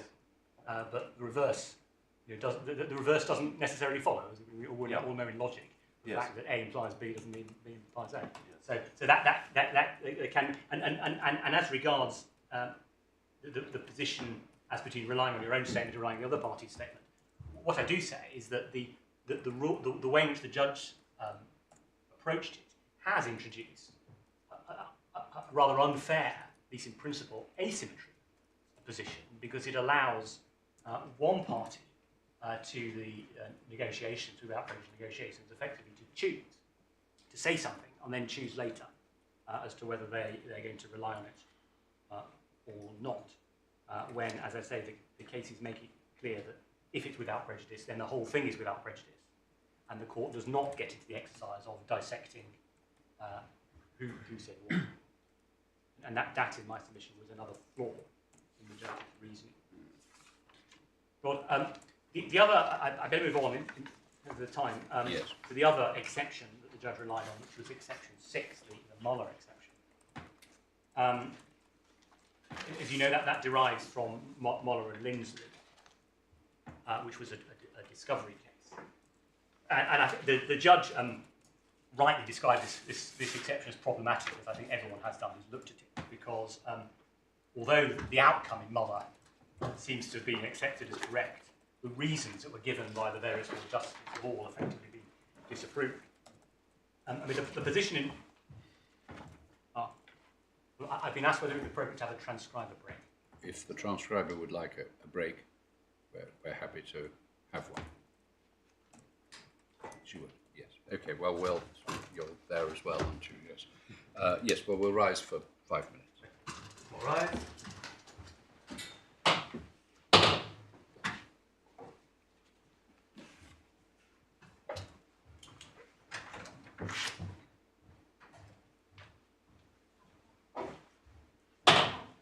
Streaming will remain on for 5 minutes. No. 12:17. Oh, an hour fast.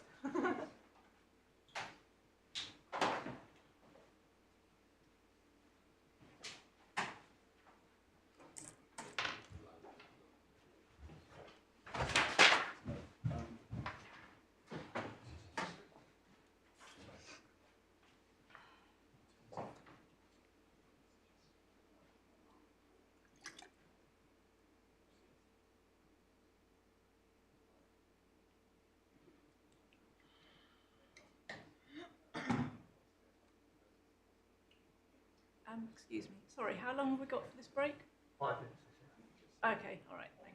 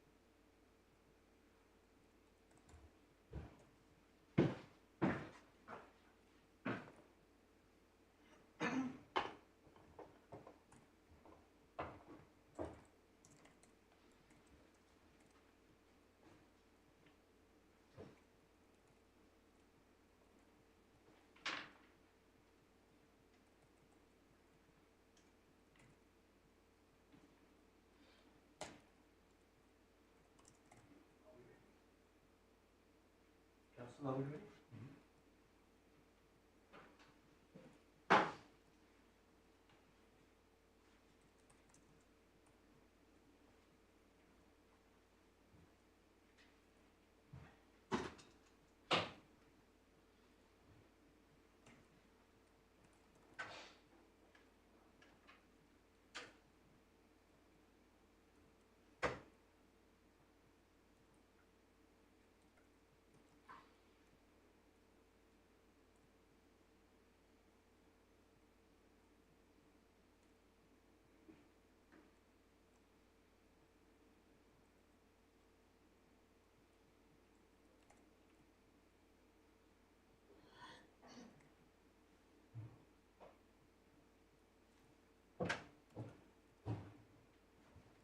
Court rise.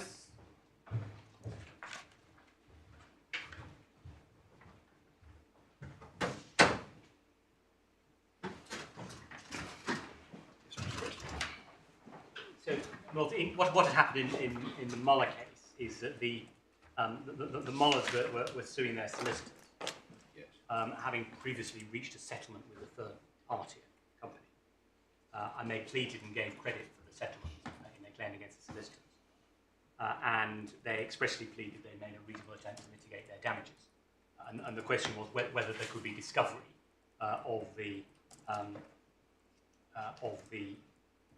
negotiations with the third-party company.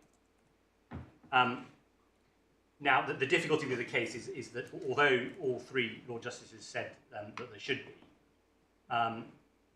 Lord Justice Hoffman's analysis was that there should be because the without prejudice rule was only concerned with admissions. And that's subsequently been doubted, we see. And Lord Justice Leggett and Lord Justice Swinton Thomas, their analysis is that the Mullers had waived privilege, and there the problem was that the other counterpart of the negotiations hadn't waived. So that's not a satisfactory answer either. So, and the judge noted those points in the case below.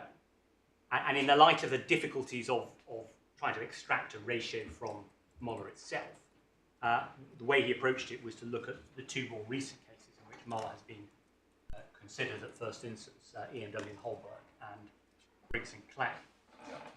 And just to show your lordship those, in EMW Law and Holberg, that was a similar sort of case.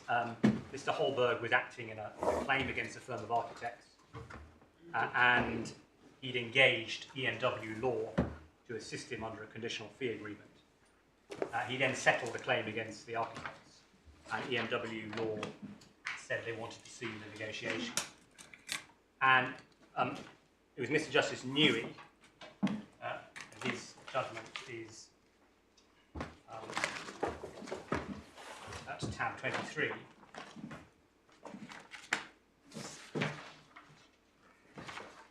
And he really deals with the law on Muller after going through the cases at paragraph 62 on page 303.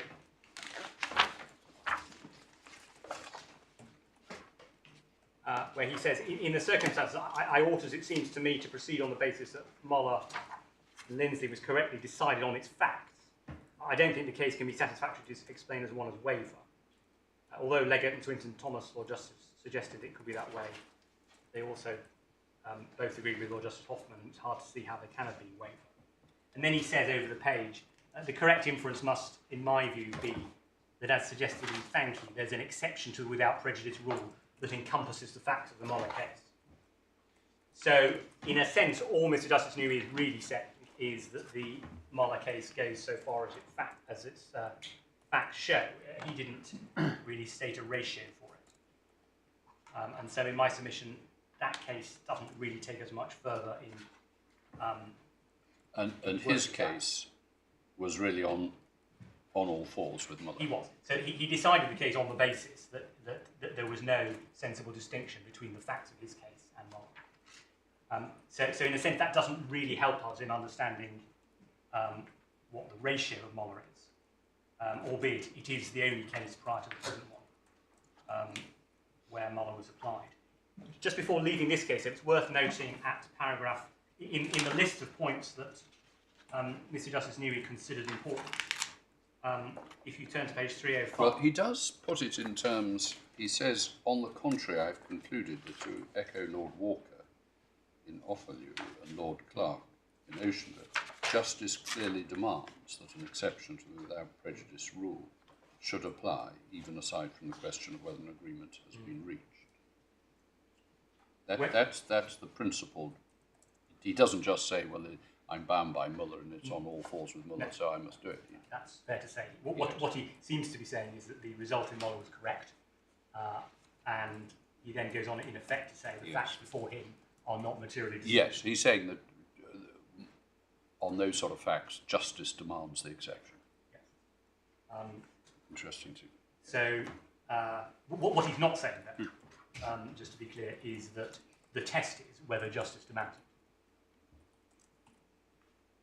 Because we'll see in the Briggs and Clay case that to express that the rule is not expressed as broadly as that. Otherwise, there'd be no need for the exception. One would simply say one introduces whenever justice is required. So, but just before we leave the case, when he sets out his reasons, one of the points he emphasises over the page at 305 is at Roman 3. That Mr. Holberg had himself made reference in his defence to the negotiations with the architect.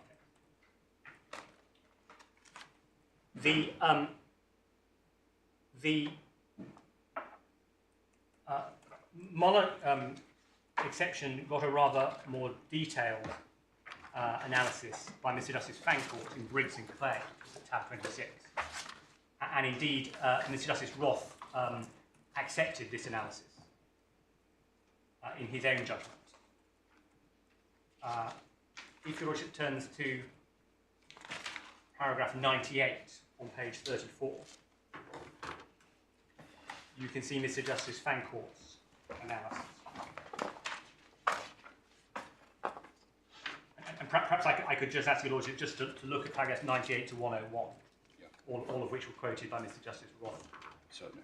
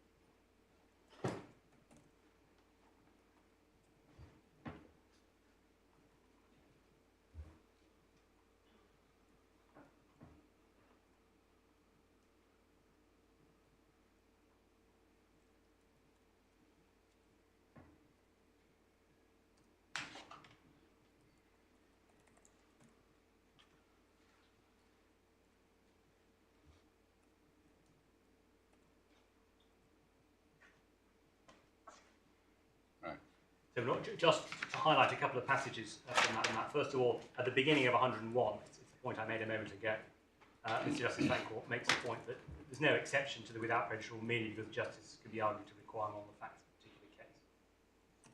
And also, I would highlight the last sentence of paragraph 100, where he says this appears to me to depend on the necessity of admitting the material to resolve an issue raised by a party to WP negotiations in circumstances where the legitimate protection is not adversely affected.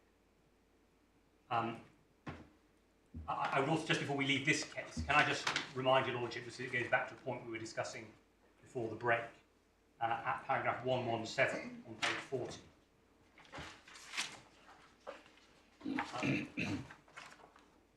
Mr. Justice Fancourt makes the point that I was making before, which is that where WP applies, the trial judge will have an incomplete picture. And that, he says, is a consequence of any exclusionary rule of evidence. And it's the inevitable consequence of the WP rule, justified by broad policy considerations and underscored by agreement. And he refers to a similar statement by Mr. Justice Tier in Single Boy Moorings. And then at paragraph 118, he says, as long as without prejudice, privilege is not being abused, and if it is a different exception may apply, the exclusion of relevant evidence will normally be the result. As explained in Unilever, the rule is designed to be broad in its effect, exceptions are narrow, and though the list of exceptions is not closed, any exception must be of the same character. So Mr. Justice Fancourt set out his understanding of what Muller extended to. In that case, in fact, he didn't apply it because he did not find that the test he had formulated applied to the facts. But in the case before your Lordships, if we can take up Mr. Justice Roth's judgment again, at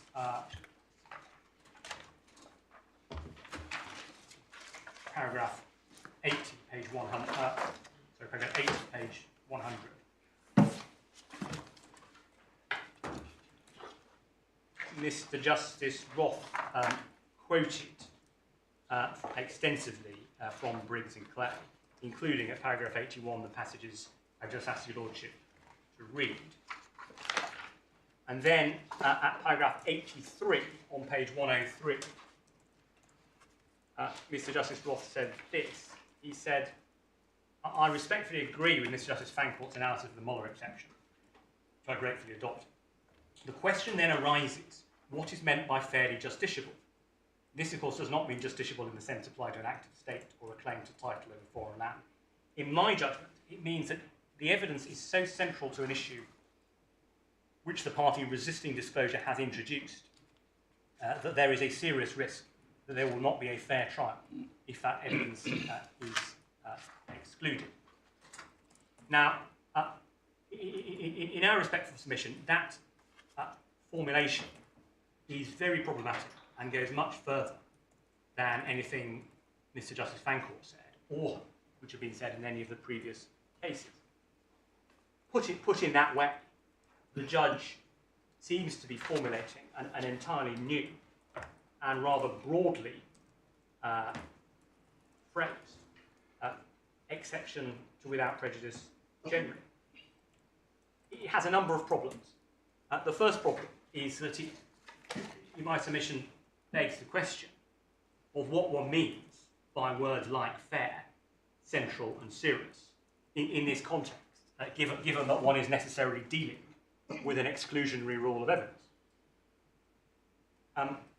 This formulation makes the admissibility of WP negotiations dependent, inevitably, on a kind of value judgment about the centrality of the evidence and its probative and prejudicial value. It's very close to a rule which Mr. Justice Fancourt said was not the rule, which is that one just looks at the justice of the case and applies it to the facts. The cases are clear that is not the way in which without prejudice works. It creates, it's not only, in my submission, an unprincipled way to look at without prejudice, but it creates significant practical problems in that it would be rather difficult when one was having the negotiations to know whether they were going to be admissible or not. And as and when admissibility was raised, the court would have to conduct some kind of investigation in order to decide just what had been said and how central it was to the issue.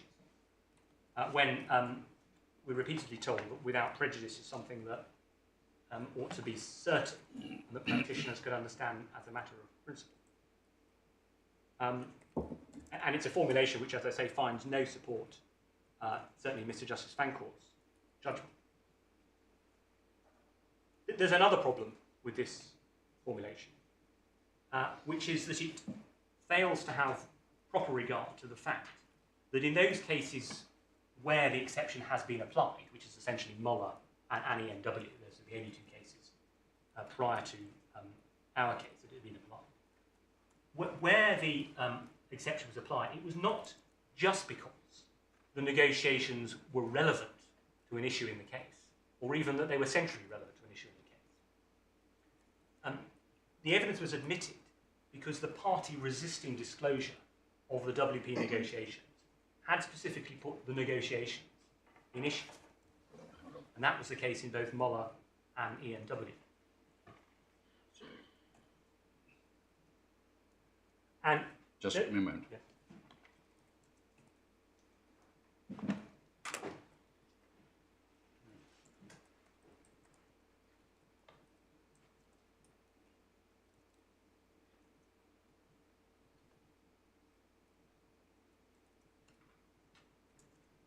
Yes. Those two problems that I've just identified, the vagueness of it and the failure to take account of whether the negotiations had been put in issue, were both reasons why this formulation by Mr. Justice Roth has already been rejected in a first instance decision, which I'm afraid came after the parties put in their skeletons. But it's at tab 27 of the authorities bundle. It's a decision of Mr. Justice Miles in a case called Kings and King. And again, it concerned a similar situation where there were negotiations with a third party. And the question was, very much as it was in Muller, whether there'd been reasonable mitigation. And in fact, Mr. Justice Miles admitted the negotiations on that basis because the facts were similar to Muller. But he also, in the course of that, considered the justiciability issue and Mr. Justice Roth's formulation. And your Lordship will see, if you go to paragraph 54 of his judgment, page 13, that Mr. Justice Miles refers to what Mr. Justice Roth said, and in particular what he said at paragraph 83 and paragraph 55 of his judgment. And then, if we take it up from paragraph 58 on page 14, Mr. Justice Miles said, in the second line, I do not think the way the exception has been expressed in paragraph 83 of Berkeley can be correct. It seems to me an exception of that width will be in danger of consuming the without prejudice rule itself. It appears to turn on the degree of relevance of the evidence to any issue raised by the resisting party and the resulting risk of injustice. But the without prejudice rule cannot, to my mind, depend on shade of relevance or centrality. That's shown by Unilever, where a central issue was whether the plaintiff's patent had been threatened. The plaintiff was not allowed to prove the threat by what was said in without prejudice discussions, and the case was dismissed. Again, in Ofalu, the resisting party asserted it acquired title to property by adverse possession, and the question was whether an offer made in earlier negotiations could be admitted. In both cases, the point in issue was central, and there was a real risk that the issue could not be fairly tried without relevant evidence being admitted. The evidence was nonetheless excluded because of the public policy favouring settlement. It will also be noted that in Berkeley, the claimant, which was resisting disclosure, did not refer to the negotiations in its pleading or otherwise put the negotiations in issue. The claimant pleaded that it only discovered the facts after the settlement agreement, and it was a defendant who pleaded the events of the mediation. I therefore consider the formulation in 83 of Berkeley casts the exception too widely, and I should not follow it. Any justiciability exception must, as I see, be confined to cases where the resisting parties directly put the contents of the without prejudice negotiations in issue in the proceedings, and there's a real risk the case cannot be fairly determined without it. And then he says that's consistent with what Mr. Justice Newey, Mr. Justice Fancourt, Mr. Justice Andrews found in those cases. And then at 62, he says the claimant has pleaded the proceeding were brought for proper purpose, but has not thereby directly put the without prejudice materials in issue. he has indeed said nothing about the negotiations at all as part of his positive case. Mr. King could doubtless say that the court would not be seeing the full picture, and therefore there is a risk of injustice. But that is a consequence of the without prejudice rule, which is based on a broad public policy in favour of settlements. I'm sorry, where are you reading that last? Oh, it says, sorry, paragraph 62. 62, thank you. And perhaps while we're on this judgment, sorry, this is slightly going back to what we were talking about earlier, but Your Lordship also sees, he endorses the point at 64. It was said by Mr. Howe that the case falls within the fourth exception, Unilever. He says it would be wrong for the claimant to be able to run a case which is at odds with the true position as revealed by the without prejudice material. We say is what the defendant is trying to do in this case. I reject this argument. It has been held in many cases that the exception only applies where there has been abuse of the without prejudice occasion itself. It is not enough to say that something said at a meeting is inconsistent with the position being taken in the proceedings. See, for instance, SRV and Finken, and I do not think there are any grounds for suggesting the claimant abused a without prejudice occasion in its negotiations with TCH. And we would respectfully adopt that as representing the correct position and as addressing the problems that I've identified with Mr. Justice Roth's approach, which is it simply doesn't take account of the relevant features of Muller and EMW, and it formulates the exception in a way which is both far too broad, not based on previous authority, and not really practically usable. May not matter very much, but in paragraph 59, the first couple of sentences refers to the Unilever case. Yes. Was Unilever a case where the party who had introduced the issue was resisting reliance on what was said at the... No. No, so I don't think Mr. Justice Miles is right, is he, to instance Unilever as a contrary example to Mr. Justice Roth's proposition? Well, I think with respect he is, because I think what Mr. Justice Miles is saying is, if the test is one of centrality, if the way in which Mr. Justice Roth formulated the test, which is all you need to do, is look and see whether the evidence is sufficiently central to the case that's been raised. Well, why wasn't that an answer in Unilever? Well, no, because what Mr. Justice Roth's proposition is that evidence is so central to an issue which the party resisting disclosure has introduced. That's just the point I was making. But I think probably the next one, Ofulu, is such a case. Yeah. Yes. I think the point Mr. Justice Miles was raising is it's not the fact that the party raised an issue to which the negotiations could be relevant, but rather that they raised as an issue what had happened in the negotiations themselves. And that's the distinction Mr. Justice Miles drew, which with respect to Justice Roth didn't draw. I think Mr. Justice Roth approached it by saying, well, once you've raised an issue of knowledge, then if the WP negotiations turn out to be central to that, well then it must come in. Mr. Justice Miles, I would submit, was saying, well, no, that what had happened in EMW and Muller is that the relevant party had put in issue the negotiations themselves, and then obviously having done that, couldn't then be heard to say you can't look at it. The other issue that Mr. Justice Roth, with respect, did not adequately have regard to or rejected in his analysis is the cases where Muller has been applied, and indeed where it's been considered, that is to say Muller, EMW, Briggs and Clay, are all what one can loosely call three-party cases, by which I mean the negotiations under consideration involved a party who was not involved with the dispute about admissibility. So, for example, in Muller, the defendants, the solicitors, were trying to obtain WP communications, not between themselves and the Mullers, but between the Mullers and another party. And similarly, in EMW, EMW wanted to see negotiations not between them, or use negotiations not between themselves and Mr. Holberg, but between Mr. Holberg and the architect. And there's a similar, slightly more complicated in Briggs and Clay, but that's also the position in Briggs and Clay. And when you've got that situation, that raises a particular problem. The particular problem being that the waiver analysis isn't available. Yeah. Because instinctively, and this, with respect, seems to be the way in which Lord Justice Leggett and Lord Justice Swinton Thomas saw it in law, instinctively one feels waiver is the answer because the party has put the negotiations in issue. We know that waiver isn't the answer in these three-party cases, or more-party cases, because there's another party who hasn't given his consent. But in a two-party case, the situation which arises when one party has put something in issue is naturally analysed as a waiver.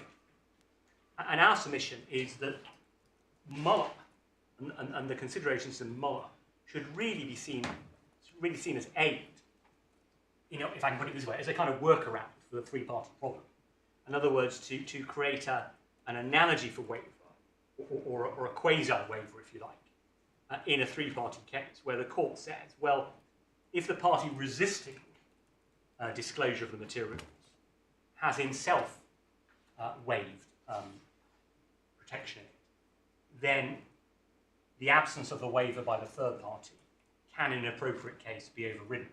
And that's what the Muller rule is addressed to. But there's really no need to apply it in the two-party case, such as the present one, where the negotiations are between the very same parties who are disputing admissibility.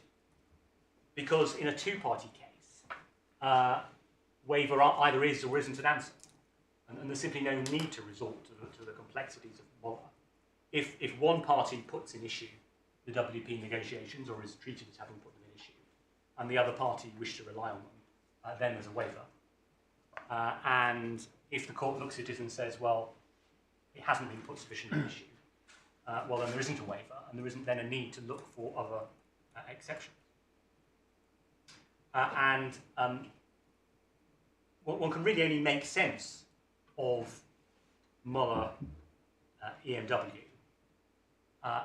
when one sees that there were cases dealing with a particular problem, which is the involvement of a party to the negotiations who was not involved in the dispute about admissibility. We don't have that issue in our case. There's no third party involved, so the only question would be whether we have waived privilege in the mediation, and whether by raising a question of knowledge, we are to be treated as having waived our right to protection. But that is not alleged. It has never been suggested by the defendants that we have waived WP protection. And rightly so, because we have specifically made no reference in our pleadings to the negotiations or to the mediation. And our challenge to the settlement agreement is not based on anything said or done in the mediation, but on matters unconnected with it. It is only the defendants who put them in issue, and as I say, they are not asserting on this appeal or below that waiver is a reason why they should be entitled to free these materials. And that, on the facts of our case, in my submission, ought to be the end of this exception, because it simply no need to apply. If one does, contrary to that, need to go further and ask, as it were, the justiciability question and try and understand what that means, then we say that Mr. Justice Fancourt's formulation of what justiciable meant is wrong, for the reasons we've given. It's far too broad.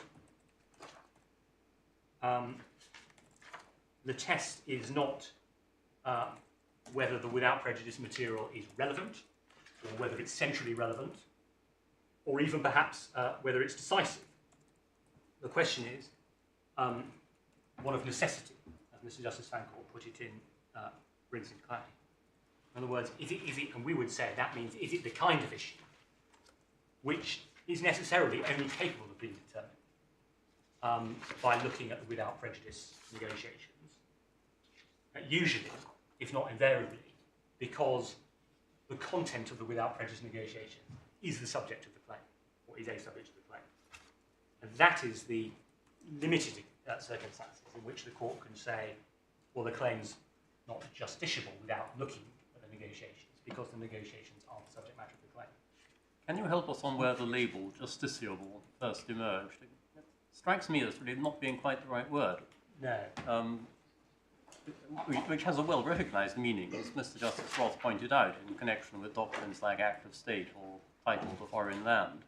I mean, it's meaning of effectively an issue which the court is, so to speak, capable of grappling with. Yes.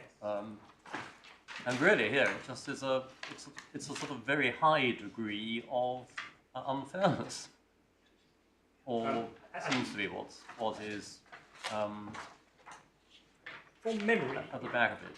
From memory, it is. I think the word is used in Muller itself. Yes, I think it's in Muller. I just wonder whether it has any sort of pedigree before Muller. But Yes, thank you. It was in Mr. Justice Swinton Thomas's thank you. judgment. Although he, of course, saw it. Yes. Saw it as a question of waiver. Mr. Justice Swinton Thomas said the plaintiffs, having put the reasonableness of their conduct in issue. And Mr. Justice Swinton Thomas me specifically referred to a pleading of the attempt that had been made to mitigate the damages, and said that plaintiffs, having done that, must be taken to have waived their defence. And that's, your Lordship is right. It's not really a very helpful word. I mean, it's quite a bit of a life of its own, because we see it being repeated in the cases from Muller onwards. But if it is a misleading label, it might be better to ditch it. It is, and also because Mr. Justice Roth has glossed it with Yes. with fair. Well, that's the danger, isn't it? I mean, Exactly. yes. And of course, once one starts talking about fairness, one's opening up a whole other debate. And that's the point Mr. Justice Miles is making so clearly. Exactly. It sounds a strange thing to say, but this is not about fairness in the broad legal sense. Well, in a sense, it's about unfairness, because the product, if your submissions are correct, can be a gross miscarriage of justice. Well, I mean, in an extreme case. in an extreme case, but it's about balancing the policy, and which obviously is created in order to allow fair negotiations between the parties against the policy of the court seeing the evidence. But what the court doesn't do is to imply a broad kind of test of fairness or justice in an individual case. That's just not the way the law is developed. Although that has been done in other jurisdictions, I gather. That has been done. Other jurisdictions do differently. In other jurisdictions, there is a generalised test of fairness. And it may be that in another universe, we might have gone down If we were starting with a blank sheet of paper, that does have some attractions, but we're not. Yes. Well, I think let me just finish. I have just one or two other points. It looks to me as if Mr. Sher, QC, may have been the originator of the use of the word justiciable. Right. But we do say that the kind of value judgment that the judge formulated can't be right. And it can't be, as Mr. Justice Miles said, a question of degrees of relevance or degrees of certainty. We say if this rule is to be applied, it is limited in at least three ways. First of all, the Muller exception only applies in what I've loosely called three-party cases, because there's just no need to apply it in two-party cases, because waiver is always a civil analysis. First of all, secondly, it only applies where the resisting party has put the negotiations in issue. And thirdly, it only applies where it is necessary to admit the without prejudice material,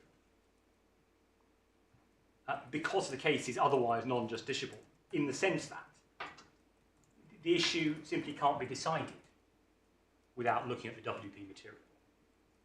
Not just because it's relevant, but because it's an issue of a kind which necessarily requires looking at that material. Speaking for myself, I have a difficulty even with that, so far as the facts of Muller are concerned, because it would have been possible to decide the issue of the reasonableness of the settlement simply by looking at the claim and looking at the amount from which it was settled. I mean, it may be in the end that Mr. Justice Newey's approach is right, which is to say, in the end, Muller can't really be sensibly applied to anything other than cases that have similar facts. I mean, one can see perhaps in Muller and EMW why, on the facts of those cases, it was thought to be appropriate to allow the material in. Well, it may be that the better explanation is that the one you've given, that Muller is really a case of what would be waiver, Yes. but for the difficulty Yes.